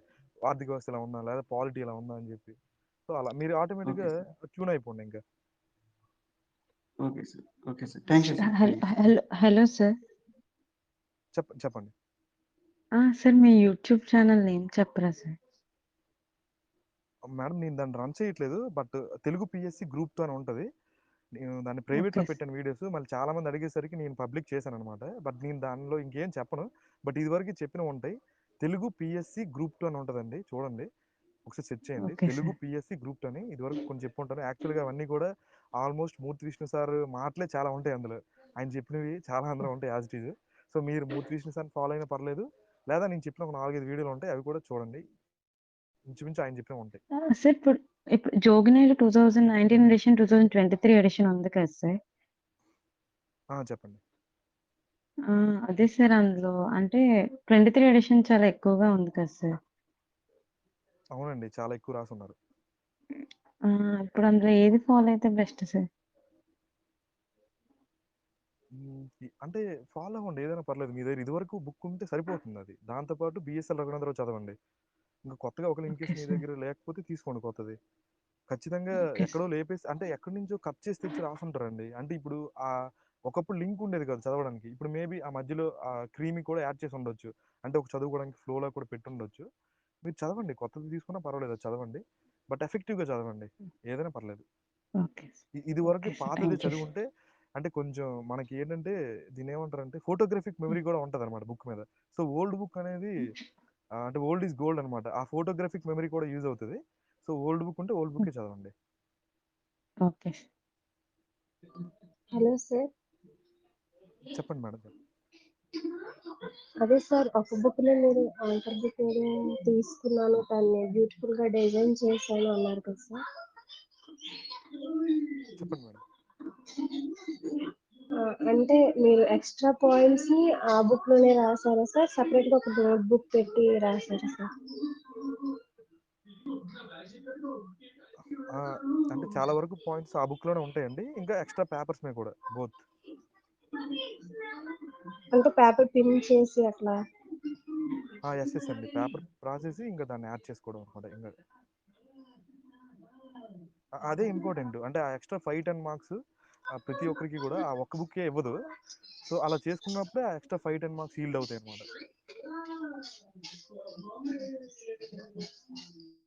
Okay sir. Thanks. Hello sir. Hello. చెప్పండి. చెప్పండి. సార్ అది మీరు డైలీ అంటే సబ్జెక్ట్‌లని ఎలా డివైడ్ చేసి చదివేవారు సార్ అది? అంటే డే వైస్ అంటే డేకి ఇన్ని అండ్ అలాగా చదివారా? లేకపోతే ఒక సబ్జెక్ట్‌నే పూర్తిగా చదివేవారా? అంటే ఏ మెథడ్ బెటరు? ఓకే అండి. యాక్చువల్‌గా నేను అంటే 2020 నుంచి కాబట్టి ఒక్కోసారి ఒక 1 వీక్ ఒక బుక్కే కూడా చదివున్నాను. 2021, 22 ఆ టైంలో. ఇప్పుడు ఏపీ హిస్టరీ ఒక వన్ డే, ఇంకా ఒక 1 వీక్ అంతా కూడా ఏపీ హిస్టరీనే చదివున్నాను. బట్ తర్వాత ఏంటంటే అన్నీ కూడా అంటే ఆ బుక్ అయిపోయాక ఆల్మోస్ట్ ప్రతి దానికి కూడా అంటే రిలేటివ్‌గా ప్రొపోర్షనేట్‌గానే చదివాను. ఓకే. మోస్ట్‌లీ 2, 3 అవర్స్ కేటాయించండి ఒక బుక్ మీద. ఇప్పుడు ఇన్ కేస్ ఇప్పుడు ఏంటంటే ఇప్పుడు మీరు ఒక 1 వీక్ ఏపీ హిస్టరీ చదువుకునే వెసులుబాటు ఉంటది ప్రెజెంట్ అయితే. అంటే ఇప్పుడున్న అవును. సినారియోలో.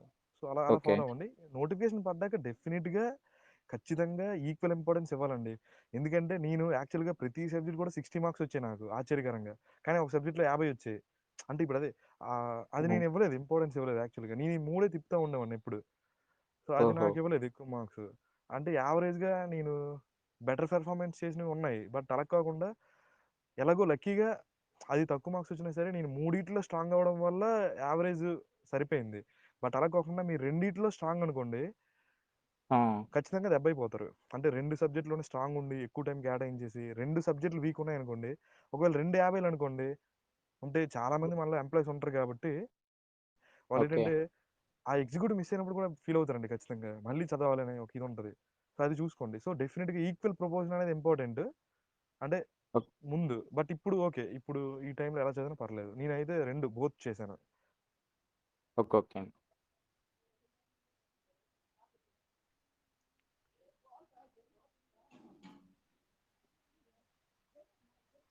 హలో రామ్ గారు. సార్ చెప్పండి. రామ్ గారు, ఫస్ట్ ఆఫ్ ఆల్ మీకు కంగ్రాట్స్ అండి. థ్యాంక్ యూ అండి. కంటిన్యూ. నాది ఒక డౌట్ అండి. అంటే మనకి ఎగ్జామ్స్ దగ్గర పడే కొద్దీ ఒక యాంగ్జైటీ వస్తూ ఉంటది. దాన్ని ఎలా మీరు ఓవర్‌కమ్ చేశారు?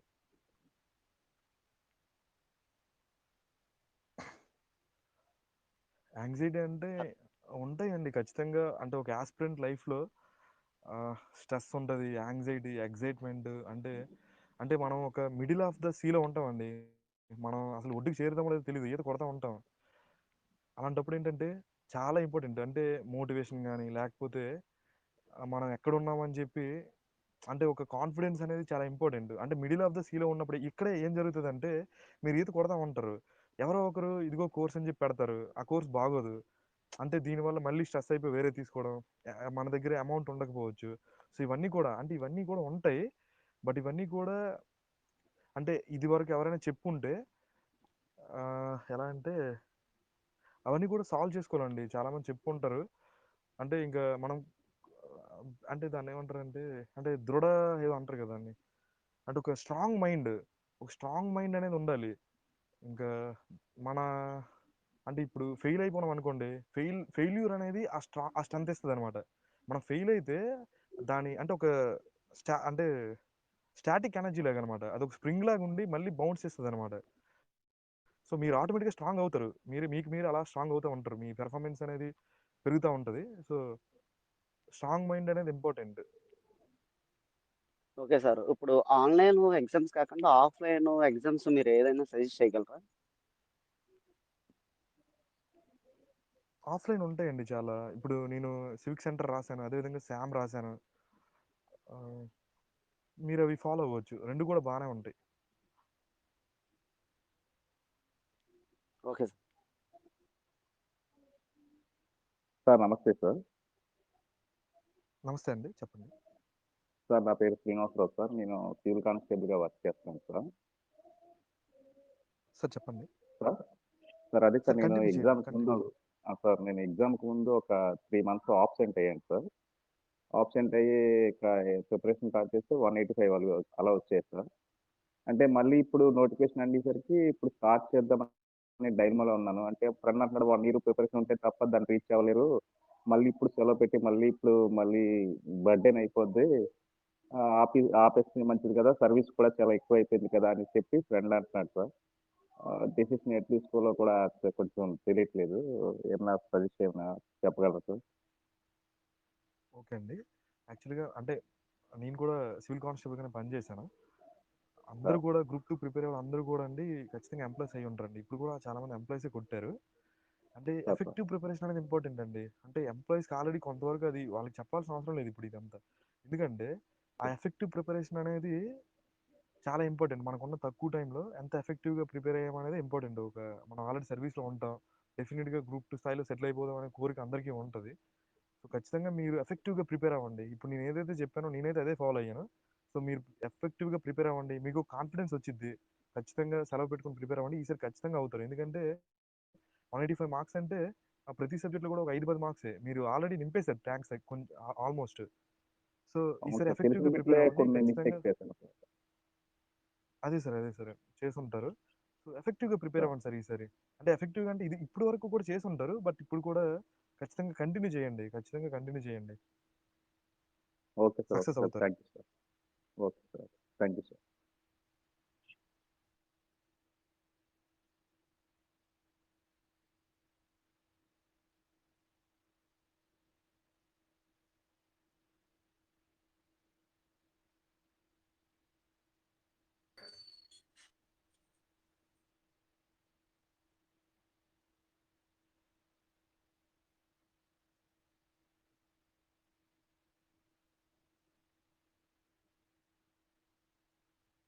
సార్ ఎవరైనా అడగాలంటే అడగండి ఏమైనా.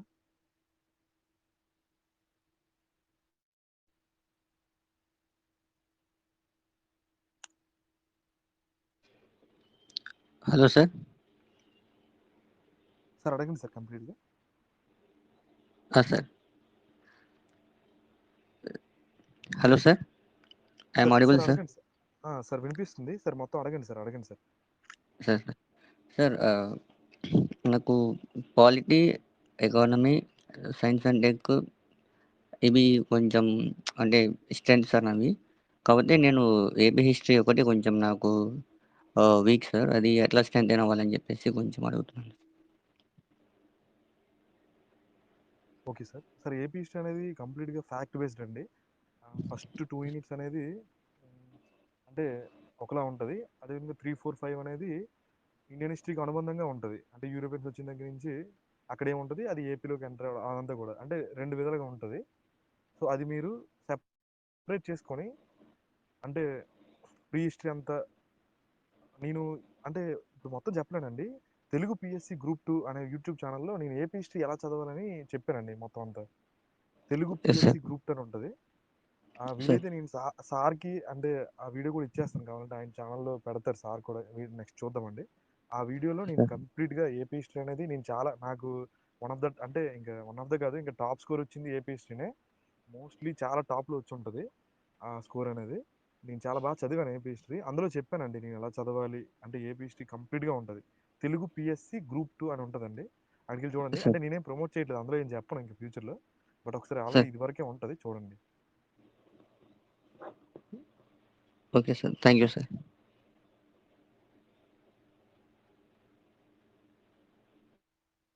ఇంకెవరైనా ఒకసారి ఉంటే మాట్లాడండి, లేదంటే సెషన్ క్లోజ్ చేయొచ్చండి ఒకసారి.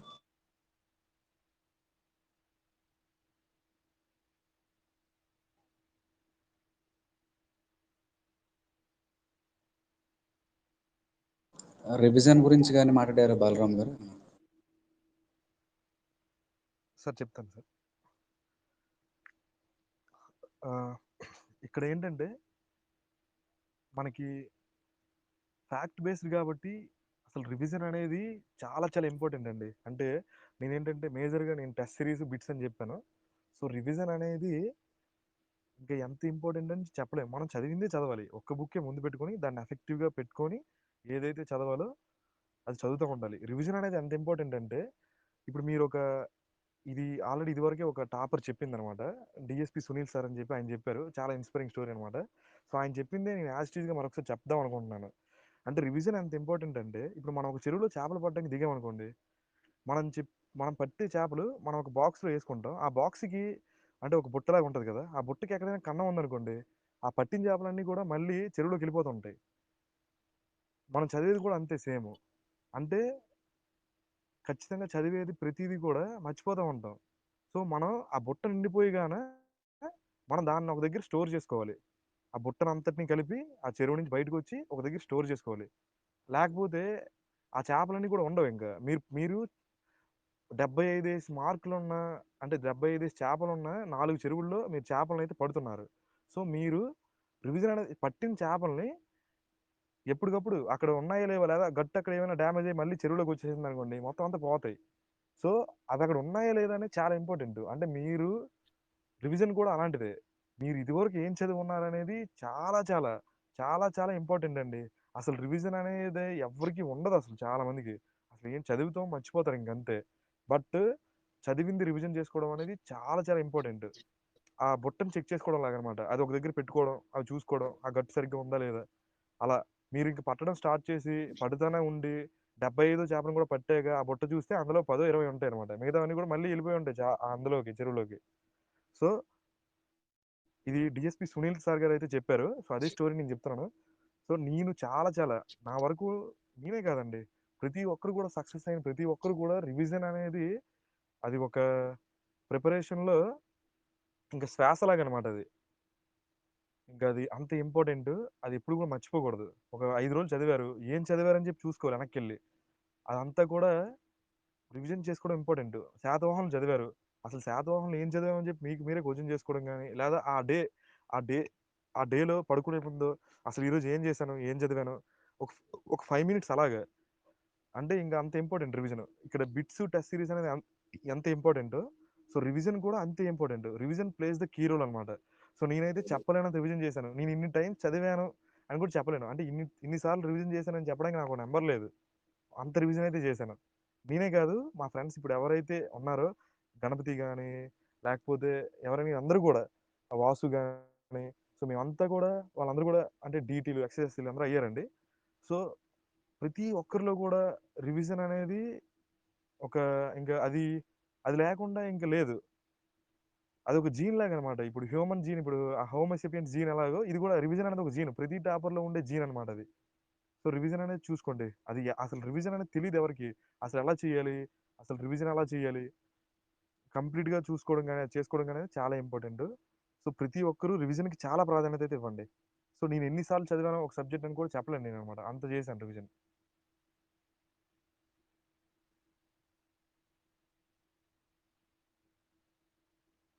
షార్ట్ టైప్ నోట్స్ గురించి ఏమన్నా బలరాం? సార్ యాక్చువల్గా మర్చిపోయాను సార్ నిజంగా. షార్ట్ నోట్స్ అనేది చాలా ఇంపార్టెంట్ అండి. ఎందుకంటే యాక్చువల్గా నేను షార్ట్ నోట్స్ అనేది ఎగ్జామ్ అయిపోయిన తర్వాత నేను ఏదైనా టీచింగ్ చేద్దామనే ఉద్దేశంతో చేశాను. నేను ముందు కూడా చేశాను షార్ట్ నోట్స్. పాలిటిక్ కానీ నా దగ్గర ప్రతి దగ్గర కూడా కొంత పార్ట్ షార్ట్ నోట్స్ అయితే ఉంది. ఇప్పుడు ప్రవేశికి ఉందనుకోండి, ప్రవేశిక ఒక హాఫ్ పేజ్ లేదా 1 పేజ్లోనే మీరంతా కూడా ప్రవేశిక కళ్ళ ముందు ఉండాలన్నమాట షార్ట్ నోట్స్. ఆ షార్ట్ నోట్స్ ఎలా ఉండాలంటే ఎగ్జామ్ ఎండింగ్లో మీరు ఒక బుక్లా చదువుతున్నారంటే మీరు ఫెయిల్ అయిపోతారు అక్కడే, ఇంకా హర్రీ అయిపోతారు. షార్ట్ నోట్స్ అనేది చాలా ఇంపార్టెంట్. అలా చూసుకుంటాం, ప్రవేశిక చూసుకుంటాం, రాసుకుంటాం అక్కడ జస్ట్ ఒక ఆ కేసు చూసేగాన అక్కడ ఏంటో మ్యాటర్ గుర్తు రావాలి. సామ్యవాదం చూసేగాన ఇంకా మీరు సామ్యవాదం అని చెప్పి హెడింగ్ పెట్టేసి ఉంటుంది బుక్లో. అది కాదు, మీరు సామ్యవాదం అని చెప్పి అక్కడ మెన్షన్ చేసుకుంటారు ఈ పదాలు ఉన్నాయని చెప్పి. ఆ పదాలకు సంబంధించిన మ్యాటర్ అక్కడ ఏముందో మీకు గుర్తు రావాలన్నమాట. అంటే షార్ట్ నోట్స్ అలా ఉండాలి. షార్ట్ నోట్స్ అనేది చాలా ఇంపార్టెంట్. నేను షార్ట్ నోట్స్ చేశాను. వీలైతే అంటే మోస్ట్లీ నేను ఏదైనా జిరాక్స్ కానీ ఏదైనా వీలైతే అది ప్రింట్ చేసి ఖచ్చితంగా పీడిఎఫ్లో అయితే సార్కి ఇస్తాను. సో షార్ట్ నోట్స్ అనేది ఖచ్చితంగా తయారు చేసుకోండి. అంటే లాంగ్ ప్రిపరేషన్లో లేదా ఎండ్ ఆఫ్ ఆ లాస్ట్ 1 మంత్ 2 మంత్స్ మీరు బుక్ను పట్టుకున్నారంటే ఖచ్చితంగా ఫెయిల్ అయిపోతారు. లాస్ట్ 1 మంత్ కానీ ఖచ్చితంగా షార్ట్ నోట్స్ అయితే చదవాలి. చాలామంది షార్ట్ నోట్స్ లేకుండా కూడా సక్సెస్ అయ్యి ఉంటారు.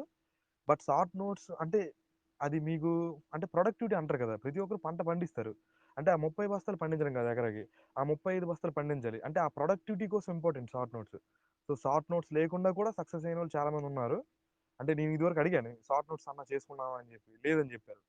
బట్ షార్ట్ నోట్స్ అంటే ఈల్స్ యూ మోర్ అనమాట. అది మీకు మోర్ ప్రొడక్టివిటీ అయితే డెఫినెట్గా ఇస్తుంది. నేను పాలిటీకి ఉంటుంది నా షార్ట్ నోట్స్, ఇంకా అది చెప్పలేను. అంటే లక్ష్మీకాంత్ చదవాల్సిన అవసరం లేదనమాట, షార్ట్ నోట్స్ చదివి సరిపోతుంది ఆ పాయింట్స్ కానీ. సో అలా so short notes eels you more అనమాట. అది మీకు మోర్ ప్రొడక్టివిటీగా ఖచ్చితంగా ఉంటుంది చేసుకుంటే. సార్ కొద్దిగా ఎగ్జామ్ ఏపీ ఎకానమీ సర్వే చెప్తారా? సర్వే ఎలా చదివేది చెప్తారా? Economy survey sir.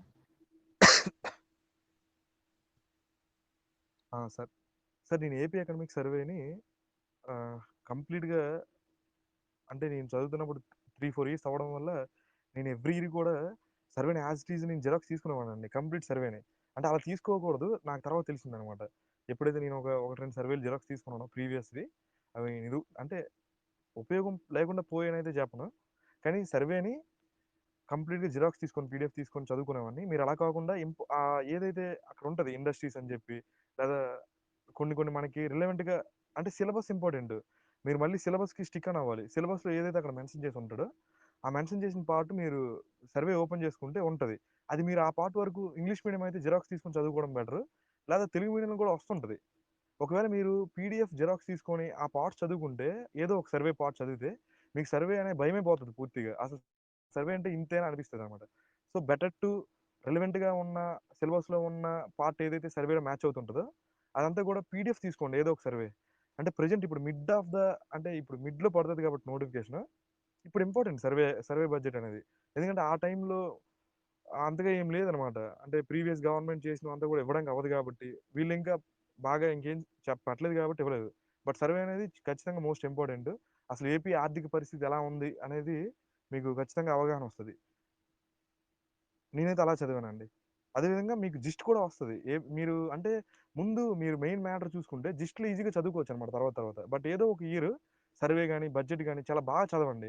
బడ్జెట్ కూడా ఏముండదు. మీరు బడ్జెట్లో కూడా ఎలా ఉంటుందంటే ఇప్పుడు మీరు మహా అయితే ఇప్పుడు ఇన్కమ్ ట్యాక్స్ ఎంత ఉంది, లేదా జిఎస్టీ ఎంత కలెక్ట్ అవుతుందని ఒక 17 లక్షల కోట్లు ఎంతో అంటే ఒక బెంచ్ మార్క్ ఫిగర్స్ ఆల్రెడీ ఉంటాయి. మీకు ఆ ఫిగర్స్ మైండ్లో ఉన్నాయనుకోండి, ఇండైరెక్ట్ ట్యాక్స్ కింద ఉంది, మహా అయితే ఇయర్ కొంచెం పెరుగుతుంది. ఇది ఆల్రెడీ మూర్తి విష్ణు సార్ చెప్పిన యాజ్ ఇట్ ఈజ్ నేను చెప్పేస్తున్నాను. అంటే మీరు ఇది వరకు ఎంత ఉందో ఒక బెంచ్ మార్క్ ఫిగర్స్ అయితే మీరు బడ్జెట్లో పెట్టుకున్నారనుకోండి. ఇప్పుడు ఫర్ ఎగ్జాంపుల్ ఎరువులకు సబ్సిడీ 1,60,000 కోట్లు అని చెప్పి మీరు గుర్తుపెట్టుకుని అనుకోండి ఈ ఈ ఈ బడ్జెట్లో. అది మీకు నెక్స్ట్ ఇయర్ మహా అయితే పెరగడమో తగ్గడమో జరుగుతుంది పాలసీ బట్టి. ఎందుకు పెంచారు, ఎందుకు తగ్గించారు అని ఆర్టికల్స్ రాస్తారు. సో మీకు చాలా ఈజీగా గుర్తుంటుంది. బడ్జెట్ ఫిగర్స్ గుర్తుంచుకోవడం అనేది చాలా ఈజీ. ఎప్పుడు మీకు ఒక ఫిగర్ అనేది మీకు ఒక బడ్జెట్ అనేది ముందు మైండ్లో ఉందనుకోండి. ఇప్పుడు 50 లక్షల కోట్లు, నెక్స్ట్ ఇయర్ 55 లక్షల కోట్లు అవుద్ది. సో ఇది as it is Murthy Vishnu sir ఇదివరకే చెప్పున్నారు. సో ఫిగర్స్ అనేవి అంచనాకి అంటే బడ్జెట్ కానీ సర్వే కానీ ఇంచుమించు తెలిసిపోతుంటుంది. ఇప్పుడు మన జీడిపి ఎంత అనేది మీరు సడన్గా హరి అయిపోవాల్సిన పని లేదు. మన జీడిపి ఎంత బేసిక్ నెంబర్ ఒకటి వస్తుంటుంది న్యూస్లో ఎప్పుడు, అది గుర్తుపెట్టుకోండి. ఆ రిలవెంట్గా కూడా పెట్టొచ్చు, అక్కడ ఏమి మరీ క్లోజ్డ్గా ఇచ్చాడు. ఒకవేళ క్లోజ్డ్గా ఇస్తే 90% తప్పు పెడతారు. సో ఇండైరెక్ట్ ట్యాక్స్ ఎంత ఉంది, డైరెక్ట్ ట్యాక్స్ ఎంత ఉంది, జిఎస్టీ ఎంత ఉంది, మహా అయితే అలా వస్తుంటాయి. కొన్ని కొన్ని న్యూగా వస్తుంటాయి ఫిగర్స్, అప్పుడు అవి ఈజీ అవుతాయి మీకు గుర్తుపెట్టుకోవడం. సో ఏదో ఒక బడ్జెట్ గుర్తుపెట్టుకోవడం, ఏదో ఒక సర్వే అనేది మీరు పీడిఎఫ్ తీసుకొని సమగ్రంగా దాన్ని చదవడం అనేది చాలా ఇంపార్టెంట్. అంటే హ్యూమన్ బాడీ అంతా తెలియాలి కదా డాక్టర్కి ముందు, ఎక్కడెక్కడ ఏమున్నాయని. సో అలా అవుతుంది అనమాట. బడ్జెట్ ముందు మీకు బడ్జెట్ ఒక అవగాహన ఉండాలి, సర్వే కూడా. సో దానికోసమని ఏదో ఒక బడ్జెట్, ఏదో ఒక సర్వే ఖచ్చితంగా బాగా గుర్తుపెట్టుకోండి. మళ్ళీ మీరు ఎగ్జామ్ ముందు సర్వే బడ్జెట్ చదువుకుందాం అని చెప్పి నేను అలా చెప్పాను అక్కడ స్టార్టింగ్లో. అలా కాకుండా ఇప్పుడు ఏదైతే బడ్జెట్ సర్వేలు వస్తాయో దీన్ని ఖచ్చితంగా మీరు ఇంజనీరింగ్ చేయండి. అంటే దాన్ని కొంచెం బాగా నేర్చుకోండి, అవి డెఫినెట్గా యూజ్ అవుతాయి. ఇప్పుడు బడ్జెట్, నెక్స్ట్ బడ్జెట్ చదవడానికి కూడా ఈజీ అయిపోద్ది అనమాట. సో అది డెఫినెట్గా ఫాలో అవ్వండి అలా.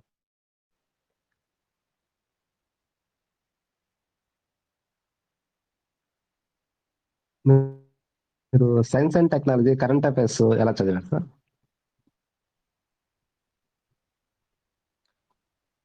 సార్ మంత్లీ మ్యాగజైన్ చదివేవాడిని. Science and technology part 2, environment part 2 నేను సైన్ ఇండియా మ్యాగజైన్ తీసుకునేవాడిని, అమిగోస్ మ్యాగజైన్ తీసుకునేవాడిని. అందులో ఏవైతే ఉంటాయో అంటే స్పేస్ కానీ డిఫెన్స్ కానీ, అది దాని వరకు చివరిలో అలాగే చదువుకున్నాను. అంటే నాకు కరెంట్ అఫైర్స్ ఎలా చదవాలో ఒక అవగాహన వచ్చిన తర్వాత నేను మోస్ట్లీ ఎస్ఎన్టీనే ఫాలో అయ్యే కరెంట్ అఫైర్స్. ఆ మిగతాదంతా కూడా ఫాలో అవ్వలేదు. ఎందుకంటే నేను అంటే ఇక్కడ ఒకటండి, ఒక గ్రూప్ 2కే చదివితే మళ్ళీ ఇలా, అంటే గ్రూప్ 2 కాకుండా మీరు ఏదో ఒక జాబ్ అంటే కొత్తగా ఎవరైనా ఉంటే, ఎవరైనా వేరు వేరు జాబ్స్ కొట్టుకుందాం అనుకుంటే ఖచ్చితంగా కరెంట్ అఫైర్స్ అనేది వేరే లెవెల్లో చదవాలి. బట్ ఓన్లీ స్పెసిఫిక్గా గ్రూప్ 2కి చాలా మంది ఎంప్లాయీస్ అందరూ చదువుతుంటారు కాబట్టి వాళ్ళకి ఏంటంటే మోస్ట్లీ నేను ఎలా ఫాలో అవుతానో అలా ఫాలో అవడం బెటర్ అనమాట గ్రూప్ 2 వరకు. బట్ ఎవరైతే అన్ని ఎగ్జామ్స్కి ప్రిపేర్ అవుతుంటారో వాళ్ళు ఈ మెథడ్ అయితే కరెక్ట్ కాదు. అంటే ఓపెన్ చేసి ఎస్ఎన్టీ ఎన్విరాన్మెంట్ చదువుకుంటే సరిపోదు, వాళ్ళు వేరేగా చదువుకోవాలి. ఒకవేళ మీరు ఓన్లీ గ్రూప్ 2కే ప్రిపేర్ అవుతున్నట్టయితే ఏదైనా ఒక మ్యాగజైన్ లేదా 2 మ్యాగజైన్స్ తీసుకుంటే అందులో ఎస్ఎన్టీ ఎన్విరాన్మెంట్ పార్ట్స్ వస్తుంటే అవైతే యాడ్ చేసుకోండి.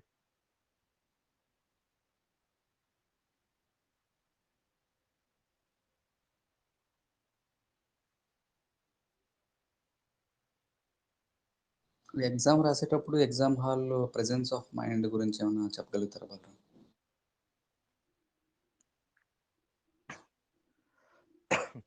Sorry sir. సార్ యాక్చువల్గా మనం ఎగ్జామ్ అటెంప్ట్ చేయడం అనేది, అదే అటెంప్ట్ చేసేటప్పుడు ఆ ప్రెజెన్స్ ఆఫ్ మైండ్ అనేది చాలా ఇంపార్టెంట్. సో మనం ఇది ఇది ఎలా డెవలప్ చేసుకోవాలంటే టెస్ట్ సిరీస్లు ఇవన్నీ కూడా రాసి ఆ నేచర్ని డెవలప్ చేసుకోవాలి. ఆ ప్రెజెన్స్ ఆఫ్ మైండ్ కూడా ఎలా ఉండాలంటే, అంటే ఒక విషయం చెప్పాలండి, అంటే నేనేం ఫాలో అయినా చెప్తాను.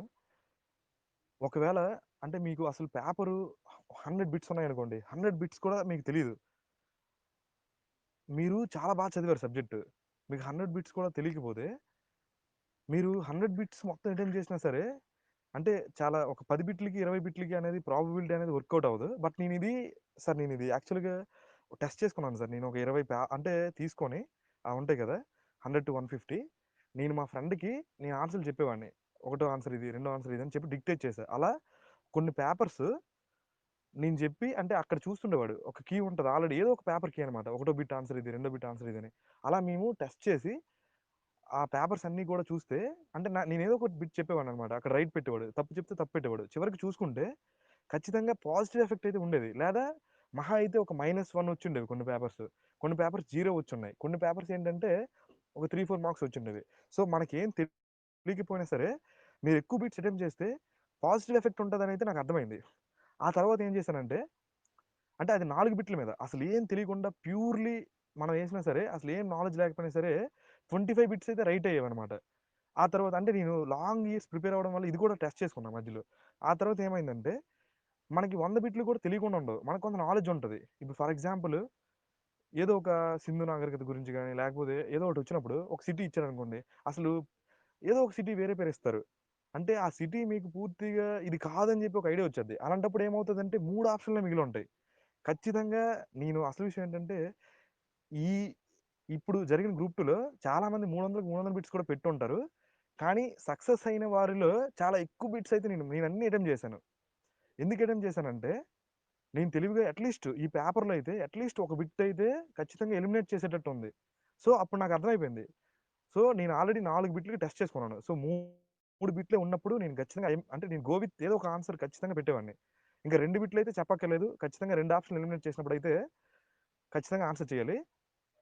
ఒక ఆప్షన్ ఎలిమినేట్ చేసినప్పుడు కూడా 3 బిట్స్ ఉన్నప్పుడు కూడా ఖచ్చితంగా ఆన్సర్ చేస్తే అంటే ఒక 20, 30 బిట్లు ఉన్నప్పుడు పాజిటివ్ ఎఫెక్ట్ అయితే ఖచ్చితంగా వస్తదండి.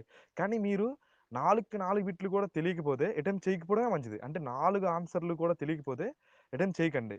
కానీ ఒక ఆన్సర్ ఖచ్చితంగా రాంగ్ అని చెప్పి మీకు అనిపిస్తుంటది. ఇది గాంధీ అయితే చేయలేదని అనిపించొచ్చు కొన్ని సార్లు. ఇది ఖచ్చితంగా సుభాష్ చంద్రబోస్ అయితే కాదనిపిస్తది. ఇది ఖచ్చితంగా ఫలానా మన పొట్టి శ్రీరాములు గారైతే కాదు. లేకపోతే ఇలాంటివి మనం ఖచ్చితంగా డిరైవ్ చేయొచ్చండి. అంటే మీరు ఆ క్వెషన్‌కి తగ్గట్టు. అప్పుడు ఖచ్చితంగా మూడే ఉంటాయి. సో నేనేంటంటే అందుకే నేను అన్ని అటెంప్ట్ చేసేసాను. 3 ఉండేటప్పుడు నేను ఖచ్చితంగా ఎళ్ళిపోతాను. ఎందుకంటే 4 నేను టెస్ట్ చేశాను ఆల్రెడీ ప్రాబబిలిటీ.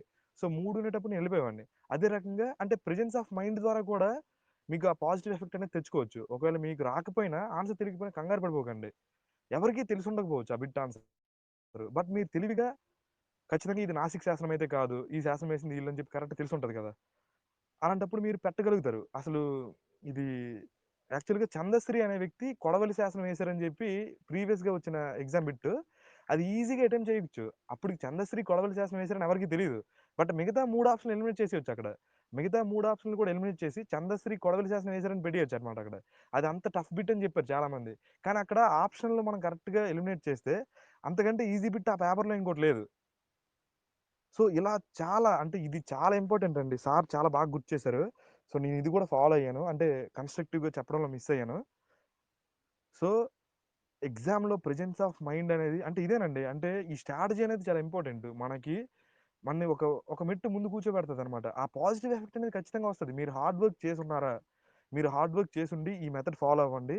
ఇది డెఫినిట్‌గా మీకు హెల్ప్ అవుతది. ఖచ్చితంగా మీరు సక్సెస్ అవుతారు. సో, ఇంకా 4కి 4 బిట్స్ కూడా తెలియలేదనుకోండి. అంటే 4 ఆప్షన్‌లు కూడా తెలియలేదనుకోండి. ఖచ్చితంగా అప్పుడైతే ముట్టుకోవద్దు. బట్ ఒక ఆప్షన్‌లు, 2 ఆప్షన్‌లు ఎలిమినేట్ చేసి బిట్స్ పెట్టడం అనేది, అదే రకంగా మనకు తెలియకపోతే పానిక్ అయిపోకుండా ఇప్పుడు అదే చందశ్రీ కొడవలి శాసనం వేశారని ఎవరికీ తెలిసుండకపోవచ్చు అప్పుడు. బట్ అక్కడ పానిక్ అవ్వకూడదు మనం. సో, అది వెనక నుంచి మనం రివర్స్ ఇంజినీరింగ్‌లో రావాలనమాట. సో, అలా చేసిన బిట్స్ ఇప్పుడు నేను ఈ పేపర్ అలా కూడా చాలా బిట్స్ చేశాను. ఇన్‌కేస్ నాకు తెలియనివి కూడా రైట్‌లయ్యాయి. కొన్ని తప్పులయ్యాయి. అంటే ఆ ప్రాసెస్‌లో కొన్ని తప్పులు కూడా అవుతాయి. బట్ మీకేంటంటే ప్రాబబిలిటీలో చూసుకుంటే అది కవర్ చేసేస్తది. ఏదో ఒక బిట్ మీకు రైట్ వస్తది. సో, డెఫినిట్‌గా పాజిటివ్ ఎఫెక్ట్ అయితే వస్తది. నేను ఎక్కువ అటెంప్ట్ చేయడం వల్ల ఖచ్చితంగా పాజిటివ్ ఎఫెక్ట్ అయితే నాకొచ్చింది ఈ పేపర్‌లో. నేను ఇది అదే చెప్పాను కదా! ప్రాబబిలిటీ కూడా చెక్ చేసుకున్నాను. అదేదో గుడ్డిగా కూడా పెట్టేయలేదు. నేను 4 బిట్స్ తెలియనప్పుడు ప్రాబబిలిటీ చెక్ చేసుకున్నాను. ఎందుకంటే ఇది లైఫ్ అండ్ డెత్. ఇది డెత్ వారెంట్ అనమాట. ఇంక అది కూడా ఒక యాక్సిడెంటల్ డెత్ లాగా అయిపోద్దనమాట. ఇంక అదైనా సరే మనకు తెలీదు. మనం చనిపోతాం ఇంక అక్కడితో అయిపోద్ది. ఇప్పుడు ఉన్న పరిస్థితి ఎలాంటిదంటే, మా ఫ్రెండ్స్ ఫెయిల్ అయినోళ్ళు, ఆ యాక్సిడెంటల్ డెత్ మనకు అయిందని చెప్పి మన ఆత్మ పక్క నుంచి చూస్తున్నట్టనమాట. ఇంక చచ్చిపోయిన తర్వాత గుర్తుండదు కాబట్టి పర్వాలేదు. బట్ ఈ యాక్సిడెంటల్ డెత్ ఎలాంటిదంటే నిజంగా చెప్పలేమండి. ఎంత బాధపడుతున్నారో. ఇంకా అంటే నా బెస్ట్ ఫ్రెండ్ ఇప్పుడు ఫెయిల్ అయ్యి ఉన్నాడు. అంటే ఎలా ఫెయిల్ అయ్యాడో తెలీదు. బట్ ఏంటంటే అంటే ఆ బాధ ఎలాంటిదంటే, ఆ యాక్సిడెంటల్ డెత్‌ని నీ ఆత్మ పక్క నుంచి చూస్తున్నట్టనమాట. మనం ఫెయిల్ అయిపోయి ఇంత టైం పెట్టి మేము 3, 4 ఇయర్స్ టైం పెట్టాము. పెట్టి అసలు ఫెయిల్ అయిపోవడం అనేది నిజంగా చెప్పలేను. నేను సక్సెస్‌ని పూర్తిగా ఆస్వాదించలేకపోవడానికి కూడా అదొక కారణం. అందుకే చెప్తున్నాను. సో, అన్ని రకాలుగా కూడా ప్రయత్నించండి. ఎందుకంటే మనం కింది స్థాయిలో ఉంటాం. మాక్సిమం గ్రూప్ 2 ప్రిపేర్ అయ్యేవాళ్ళు అంటే చాలామంది గ్రూప్ 1 సివిల్స్ ప్రిపేర్ అయ్యేవాళ్ళు కొడుతుంటారు గానీ, అంటే ఇప్పుడు నేనైతే చాలా అంటే అసలు గ్రూప్ 2కి అసలు గైడెన్సే లేదు నాకు. అంటే గ్రూప్ 1 ప్రిపేర్ అయ్యేవాడిని. అసలు తెలీదు. సరే ఏదో తెలుసుకున్నాను. కానిస్టేబుల్ అయిపోయాము. సరే ఆ తర్వాత సరే మనకిది కాదు. ఏదో గ్రూప్ 2లో సెటిల్ అయిపోదాం అని చెప్పి సార్ చెప్పారు. సార్ చెప్పిన నిజంగానే సార్‌ని ఫాలో అయ్యాను. ఫస్ట్ ఆయన అంటే ఈ సక్సెస్‌లో మేజర్ పార్ట్ ఆయనకివ్వచ్చు ఖచ్చితంగా. అంటే ఆ డైరెక్షన్స్ ఇంపార్టెంట్ అండి. ఆ స్ట్రాటజీ ఇంపార్టెంట్. ఆయన ఎంత పర్ఫెక్ట్‌గా చెప్తారంటే, అంటే ఇంకా అంత పర్ఫెక్ట్‌గా చెప్పినోళ్ళు ఎవరు ఉండరు మనకి. అంటే ఎలా చదవాలి? ఏంటని చెప్పి. సో, అవన్నీ కూడా నాకు యూజ్ అయ్యాయి. అంటే ఒక బెటర్ స్ట్రాటజీ కూడా మననక్కడికి తీసుకెళ్తది. సో మీరు ఇవన్నీ కూడా గుర్తుపెట్టుకోండి. ప్రతీదీ కూడా. ఎందుకంటే మనకి చాలా ఇంపార్టెంట్. మనం కింది స్థాయిలో ఉద్యోగాలు చేస్తుంటాం. మనకి ఖచ్చితంగా ఆ గోల్ ఇప్పుడు నేను కానిస్టేబుల్‌గా చేశాను. అది ఎంత అంటే ఎలా ఉంటదో మనం గ్రూప్ 2 స్థాయికెళ్ళాలనేది అది ఇప్పుడు నేను చూస్తున్నాను. ఇప్పుడు నాకు నిజంగా నేను కానిస్టేబుల్ స్థాయి నుంచి ఇప్పుడు అంటే వచ్చిన రెస్పెక్ట్ ఎలా ఉందంటే అది మనకి ఆ రివార్డ్ అనేది మీరు ఇవన్నీ చేసినప్పుడు ఖచ్చితంగా వస్తది. ఈరోజు అసలు అంటే ఒక గ్రూప్ 1 స్థాయి వ్యక్తులు ఆల్రెడీ ఉన్నవాళ్ళు, లేకపోతే ఎక్సైజ్ సీఐలు వాళ్ళందరూ కూడా తెలుసుకొని అసలు కంగ్రాచ్యులేట్ చేయడం అంటే నేను కానిస్టేబుల్‌గా చేశానని కూడా తెలీదు. ఒకవేళ నేను కానిస్టేబుల్‌గా వెళ్తే అక్కడ ఆ గౌరవం ఉండకపోవచ్చు. బట్ ఆ గౌరవాన్ని మీరు ఖచ్చితంగా తెచ్చుకోండి. బట్ అంటే ఒక ఫెయిల్యూర్‌గా ఉండిపోయిన కంటే ఈ స్ట్రాటజీస్ అనేవి చాలా ఇంపార్టెంట్. అందుకని చాలా నేను ప్లాన్‌గా ప్రిపేర్ చేసుకున్నాను అందుకే. అంటే ఈ ప్రాబబిలిటీస్ చెక్ చేసుకోవడం గాని, ప్రతీదీ కూడా. అసలు సారు ప్రిలిమ్స్ అయిపోయిన తర్వాత వచ్చి అంటే నేను ప్రిలిమ్స్ బానే రాసాను. బట్ సార్ మా స్టడీ హాల్‌కొచ్చారు. వచ్చినప్పుడు నేను ఆయనతో మాట్లాడాను. సార్ ఏం చెప్పారంటే, ప్రిలిమ్స్ అయిపోయి చాలా మంది చదవట్లేదు మెయిన్స్‌కి. అప్పుడు ఏం చెప్పారంటే, "మీరు రిలేటివ్‌గా ఒక్క మార్క్ ఉన్నా చాలు. మీరు రిలేటివ్‌గా బెస్ట్ అయితే చాలు. అంటే మీరు టెస్ట్ సీరీస్‌లు రాసినప్పుడు, లేకపోతే ఏదో రాసినప్పుడు మీరు కాన్ఫిడెన్స్ పెంచుకోండి మీకు మీరే. మీకే అర్థమైపోతుంది. ఓకే. మనం రైట్ వేలో ఉన్నాము. రైట్ గైడెన్సే ఉన్నాము. లేకపోతే మీకు అర్థమైపోతుంటుందండి వెళ్ళేటప్పుడు." ఆయన చెప్పారు. అంటే నేను బానే రాసాను. నేను అయిపోతాను ప్రిలిమ్స్ అని తెలుసు. బట్ ఆయన ఏం చెప్పారంటే, "మీరు రిలేటివ్‌గా కంపేర్ చేసుకోండి. ఎవరు కూడా సరిగ్గా రాయలేదు. 40 మార్క్స్ వచ్చాయి. 40 మార్క్స్ కూడా ఎక్కువే. ప్రిపేర్ అవ్వండి. మీకు ఒక్క మార్క్ వచ్చినా ఉద్యోగం వస్తది." సో, ఇలాంటివి మన్ని అంటే ఆ కొంచెం ప్రిపేర్ అవ్వకుండా ఉంటారు ఆ టైంలో. ఆ ప్రిపేర్ అయ్యేటట్టు చేస్తాయి ఆ మాటలు. అంటే ఆయన అంతా ఎక్స్‌పీరియన్స్ అయిపోయి చెప్తారు. ఆయన ఒక 2, 3 గ్రూపులు చూసుంటారు. ఆయన ఇప్పుడు తలుచుకుంటే ఇప్పుడు మొత్తం అంతా పక్కన పెట్టేసి రాస్తే ఆయన టాప్ వస్తారు. అలాంటి వ్యక్తులు చెప్పేది అంటే వాళ్ళ యొక్క టెస్ట్ సీరీస్ నేను అదే చెప్తున్నాను కదా! వాళ్ళు చెప్పే మాటలు ఆయన కంటిన్యూస్‌గా చెప్పి ఆయన పెట్టే ఆయన అసలు అంటే ఆ నిజాయితీ ఆయన చాలా ఎఫర్ట్ పెట్టి రాసుంటారు ఆ బిట్. సో, అవన్నీ కూడా ఖచ్చితంగా చేయండి. సారు అసలు చాలా చాలా వాల్యుబుల్ అంటే మనకొక మీడియం అనమాట. ఆ మాధ్యమాన్ని అయితే క్రియేట్ చేశారు. సో, అది ఫాలో అవ్వండి. సో, ఇది చాలా ఇంపార్టెంట్ అని నా భావన. సో, ప్రెజెన్స్ ఆఫ్ మైండ్ కూడా అంటే ఎగ్జామ్ టైమ్‌లో ఆ ప్రెజెన్స్ ఆఫ్ మైండ్ కూడా అలాగని ఏది పడితే అది అంటే మీరు ఎలిమినేట్ చేసి ఆన్సర్ ఎలిమినేట్ చేసేయకండి అలాగని. అంటే చాలా తెలివిగా ముందు ఆన్సర్ ఎలిమినేట్ చేసేస్తారు. అంటే ఓవర్ లుక్‌లో. అది కాదు. అంటే మీరు టెస్ట్ సీరీస్ రాసినప్పుడు అలవాటయిపోతుందిలెండి. మీరలా ఆన్సర్ అంటే అక్కడ కాదనిస్తారు. మీరది అవునని జెప్పి అనుకుంటారు. అవి కూడా కరెక్ట్‌గా చదువుకొని, ఆ ఆన్సర్ ఎలిమినేషన్ కూడా మీరు ఈ ఎగ్జామ్స్ రాసినప్పుడు మీకు డెవలప్ అవుతుంటది. మీరు డైరెక్ట్‌గా ఎళ్లి ఎగ్జామ్ టైమ్‌లో ఆన్సర్ ఎలిమినేట్ చేసేద్దామంటే తెలివిగా ఆన్సర్‌లు ఎలిమినేట్ చేసుకుంటూ ఎళ్ళిపోతారు నీట్‌గా. అప్పుడు అలా ఉంటదనమాట. సో, అందుకని ఇవి ఇంపార్టెంట్. అంటే మనం ఒక గోల్ రీచ్ అవ్వడం కోసం చేసినప్పుడు ఆ ప్రతీది కూడా చెక్ చేసుకోవాలండి. నేను ఊరికే చెక్ చేసుకోలేదు. ఒక గంట, ఒక రోజు టైం పెట్టుకున్నాను. అదంతా చెక్ చేసుకున్నాను. అసలు ఏమవుతదో చూద్దాం అని జెప్పి. అసలు పాజిటివ్ ఎఫెక్ట్ ఉంటదా లేదా అని జెప్పి చెక్ చేసుకున్నా. చాలా కష్టమైన పేపర్‌లు కూడా సార్ చెప్పినప్పుడు రిలేటివ్‌గా నేను ఫస్ట్ వచ్చాను. అంటే ఫస్ట్ అంటే ప్రతిసారి ఫస్ట్ కాకపోవచ్చు. బట్ ఇప్పుడు గణపతి చెప్పారు ఆల్రెడీ డీటీ అయ్యారు ఆయన నా ఫ్రెండే. ఆయన చెప్పినట్టు టాప్‌లో ఖచ్చితంగా ఉండేవాళ్ళం. అత్యంత కష్టమైన పేపర్‌లో 60 మార్కులు వచ్చినప్పుడు అంటే 150కి 60 వచ్చేవి. బట్ ఆ 60 మార్క్స్ మేము స్కోర్ చేసాము. ఎందుకంటే అది మేము ఆ పేపర్‌ని అంటే తెలివిగా ఎలిమినేట్ చేయడం గాని, లేకపోతే ఇదేదో ఒకటి ఫాలో అయ్యి ఉంటాము. అప్పుడేమవుతదంటే, రిలేటివ్‌గా మేము బెస్ట్ అయ్యి ఉంటాము. రిలేటివ్‌గా బెస్ట్ అయితే చాలు. రిలేటివ్‌గా మీరు ముందుంటే చాలు. మీరు 150కి 150 వచ్చేయక్కర్లేదు. ఇప్పుడు సార్ చేసిన పేపర్‌లు ఎలా ఉంటాయి నేను కొన్ని అసలైతే చేయలేకపోయేవాడిని. సో, బట్ ఆ రిలేటివ్ బెస్ట్‌గా ఖచ్చితంగా ఉండేవాడిని. అప్పుడు అర్థమయ్యేది. ఓకే అని చెప్పి. సో, ప్రెజెన్స్ ఆఫ్ మైండ్ అనేది డెవలప్ చేసుకోవడం. రిలేటివ్‌గా బెస్ట్ ఉంటామా లేదా మీకు అర్థమైపోతదక్కడ. రిలేటివ్‌గా బెస్ట్ అంటే ఇప్పుడు హార్డ్‌గా వచ్చిందనుకోండి పేపర్ ఒకవేళ ఇన్ కేస్ మీరు హార్డ్‌గా వచ్చింది. 4 ఆప్షన్‌లు తెలియట్లేదు. అప్పుడు ఒక 50 బిట్స్ మీరు అటెంప్ట్ చేయకపోయినా పర్లేదు. 100 అటెంప్ట్ చేయండి. ఇప్పుడేంటంటే నేను మొత్తం అటెంప్ట్ చేశా. అంటే మొత్తం అంతా అటెంప్ట్ చేశా. అప్పుడు అలా కాదు. ఒక హార్డ్‌గా పేపర్ వచ్చింది. మీ ప్రెజెన్స్ ఆఫ్ మైండ్ ఎలా ఉండాలి? అప్పుడు రిలేటివ్ బెస్ట్ ఉంటామా లేదా అని ఆలోచించాలి మీరు. ఆ 50 బిట్స్ వదిలేయండి. ఆ 4 ఆప్షన్‌లు మీకు తెలియదు వదిలేయండి. అంటే రేపు పొద్దున్న పేపర్ అలా రావచ్చు చెప్పలేం మనం. ఫుల్‌గా డేటా రావచ్చు. లేకపోతే అసలెక్కడ తెలియనిది ఎక్కడో పరిశోధన పత్రాలు ఇచ్చేయొచ్చు. అంటే మాక్సిమం అలా ఇవ్వరు. ఇప్పుడు ఏపీ హిస్టరీ గాని ఆల్మోస్ట్ అంటే మనం ఏం ఏపీ హిస్టరీ జేఎల్ కోసం ప్రిపేర్ అవ్వట్లేదు. సో, ఆ అవగాహన కోసం ఇస్తారు కాబట్టి పానిక్ అవ్వాల్సిన అవసరం లేదు. పేపర్ 1లో డెఫినిట్‌గా ఎప్పుడున్న విధంగానే ఉంటది. బట్ ప్రెజెన్స్ ఆఫ్ మైండ్ ఎంత ఇంపార్టెంట్ అంటే మీకు పేపర్ హార్డ్‌గా వచ్చిందనుకోండి. ఆ 50 బిట్లు అటెంప్ట్ చేయకండి. మిగతా 100 బిట్లు అసలు ఎలా అటెంప్ట్ చేయాలో మీరు ఆలోచించాలన్నమాట. అప్పుడు అందులో మీకు ఖచ్చితంగా తెలిసినవి కొన్ని ఉంటాయి. కొంత పాజిటివ్ ఎఫెక్ట్ ఇచ్చినవి ఉంటాయి. అవి అటెంప్ట్ చేసుకొని మీరు రిలేటివ్‌గా బెస్ట్‌గా రావాలి. హార్డ్ అయిపోయింది కదా! పానిక్ అయిపోవడం. అది ప్రెజెన్స్ ఆఫ్ మైండ్ అండి. అంటే ఆ టైంలో మీకు డెఫినిట్‌గా అది అంటే మీరు ఆ రోజు రాదు ప్రెజెన్స్ ఆఫ్ మైండ్. సో, ముందు నుంచి కూడా ఆ యాటిట్యూడ్ మనం డెవలప్ చేసుకోవాలి. అసలు ప్రతి సెకండ్ కూడా అంటే ఇప్పుడు నేను చెప్పాను. అసలు ఒక బిట్‌కి ఇదే ఆన్సర్ అని నేను తెలిసిన తర్వాత దాన్ని సైన్ చేసేసి మరి నేను ఆ బిట్ చూసేవాడిని కాదు. అలాగని ప్రతి బిట్ సైన్ చేసుకొని వెళ్ళిపోకూడదు. ఖచ్చితంగా నేను అక్కడ కన్ఫర్మేషన్ చేసుకునేవాడిని. అప్పుడు ఒక 50 బిట్లే మిగిలేవి. ఆ 50 బిట్లు కూడా ఇది ఓవర్ ద ఇయర్స్ అనమాట. ఒక 1, 2 ఇయర్స్ ఆఫ్ ప్రిపరేషన్‌లో ఆటోమేటిక్‌గా డెవలప్ అయింది. ఒక 4 ఇయర్స్ ఆఫ్ ప్రిపరేషన్‌లో. అంటే ఇప్పుడు ఇంకా ఆలోచిస్తే అసలు కీ ఎలా ఓపెన్ చేయాలో తెలిసింది కాబట్టి ఇప్పుడు స్టేట్ టాపరే అవ్వచ్చు అనిపిస్తుంది. అంటే బట్ ఇప్పుడు చదవాల్సిన అవసరం లేదనుకోండి. కానీ చెప్తున్నా. సో, అలాంటిది మీరు స్వయంగా ఇప్పుడు నేను చెప్పిన మాటల ద్వారా నేర్చుకోండి. మీరు ఎక్స్‌పీరియన్సే కాదు. ఈ చెప్పిన మాటల ద్వారా కూడా మీరు నేర్చుకోండి. మళ్ళీ మీరు అదే తప్పులు చేసి నేర్చుకోకుండా ఇప్పటి నుంచే మీరు డెవలప్ అవ్వచ్చు. అంటే అందుకే స్ట్రాటజీస్ వినడం ఇంపార్టెంట్ అండి. మీరు అంటే ఆ షార్ప్ చేసుకోవడం ఇంపార్టెంట్ అన్నమాట బ్లేడ్‌ని. మీరు ఎవ్వరి మాటలు వినకుండా టాపర్స్ ఏం చెప్పారో వినకుండా వినండి. నలుగురు ఏం చెప్పారో వినండి. ఆ బ్లేడ్ని షార్ప్ చేసుకుంటూ అవుతుంది. అలా కాకుండా ఒకటి పట్టుకొని వెళ్ళిపోయి మొత్తం కోస్తా ఉంటే అది ఎప్పటికీ తెగదు. సో స్ట్రాటజీస్ అనేవి మన బ్రెయిన్ని షార్ప్ చేసుకునేలాగా అనమాట. సో స్ట్రాటజీస్ అనేవి చాలా ఇంపార్టెంట్. అందులో అలాగని మొత్తం అంతా ఏది పడితే 4 స్ట్రాటజీలు ఫాలో అవ్వక్కర్లేదు. గో విత్ ఏదో ఒకటి, ఏదో ఒక స్ట్రాటజీని ఫాలో అవ్వండి. ఖచ్చితంగా మీరు లైఫ్లో సక్సెస్ అవుతారు. డెఫినెట్గా ఆ ప్రెజెన్స్ ఆఫ్ మైండ్ అయితే డెవలప్ చేసుకోండి.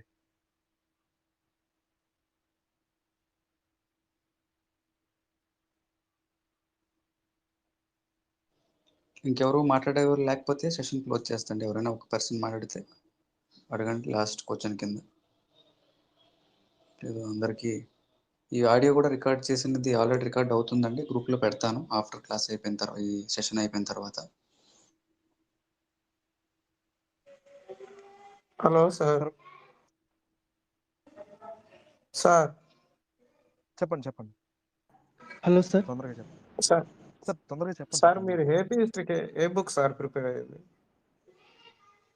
సార్ అదే నేను తెలుగు పిఎస్సి గ్రూప్ 10 ఒక ఛానల్ ఉందండి, యూట్యూబ్ ఛానల్. అందులో మొత్తం సార్ చెప్పాను. Telugu PSC Telugu sir. PSC group 2, Telugu PSC group 2 అని. తెలుగు నేను PSC sir. BSL Telugu PSC group 2, Telugu PSC సరే గ్రూప్ సార్. 2. నేను బిఎస్ఎల్ రఘునాథరావు జోగినార్ చదివాను. అక్కడ ఒకసారి చూడండి.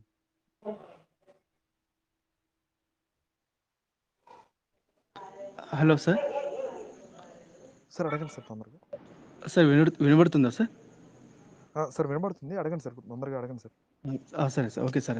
Congratulation sir first of all.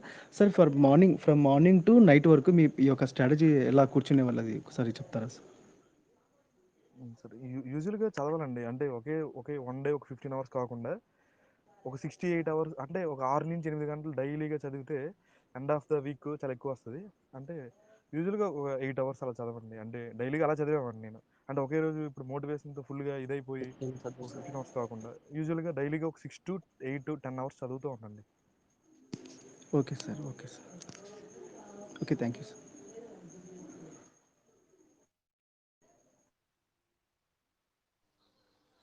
Sir నిజంగా ఒక విషయం చెప్పాలి సార్ మీకు. మూర్తి విష్ణు సార్, చాలా థ్యాంక్ యూ సార్ నిజంగా. అంటే ఈ సక్సెస్లో ఖచ్చితంగా మీ పార్ట్ అయితే ఉంది sir. Definitely thank you sir. ఇంకెవరైనా ఏమైనా అడగాలంటే అడగండి అండి.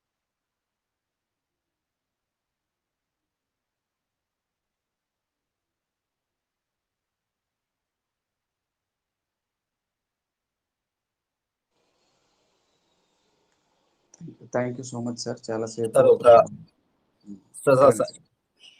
ఒక లాస్ట్ అడగండి.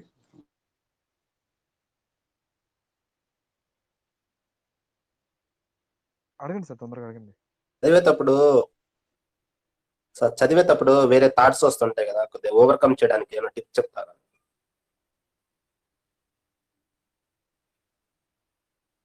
సార్ ఇంకా కంపల్సరీ అండి, ఇంకా మనం చదువుతూ ఉండాలి. ఇంకా కంపల్సరీ అవన్నీ కూడా చూడండి, మోటివేషన్ అవి ఇవి చూస్తూ ఉండండి. ఇంకా అంటే మనం కంపల్సరీ ఆలోచనలు వస్తుంటాయి కదా వస్తుంటాయి. బట్ అదే మోటివేషన్ కానీ ఏమైనా స్ట్రాటజీస్ కానీ టాపర్స్ కానీ మీకు ఇన్స్పిరేషన్గా మీరు, ఎందుకంటే ఆ గోల్ రీచ్ అవ్వాలనుకుంటే, అంటే ఇప్పుడు వేరే ఆప్షన్ లేదు. ఖచ్చితంగా మీరు ఏదో ఒక సర్వీస్ చేస్తున్నప్పుడు ఆ సర్వీస్కి వెళ్ళాలంటే అంటే కంపల్సరీ స్టడీ, ఖచ్చితంగా చచ్చినట్టు చదవాలి. సో అలాంటప్పుడు మోటివేషన్ కానీ స్ట్రాటజీస్ కానీ ఏమైనా చూస్తామండి, అప్పుడు మీకు ఆటోమేటిక్ చదవడానికి ఇంట్రెస్ట్ వస్తుంది.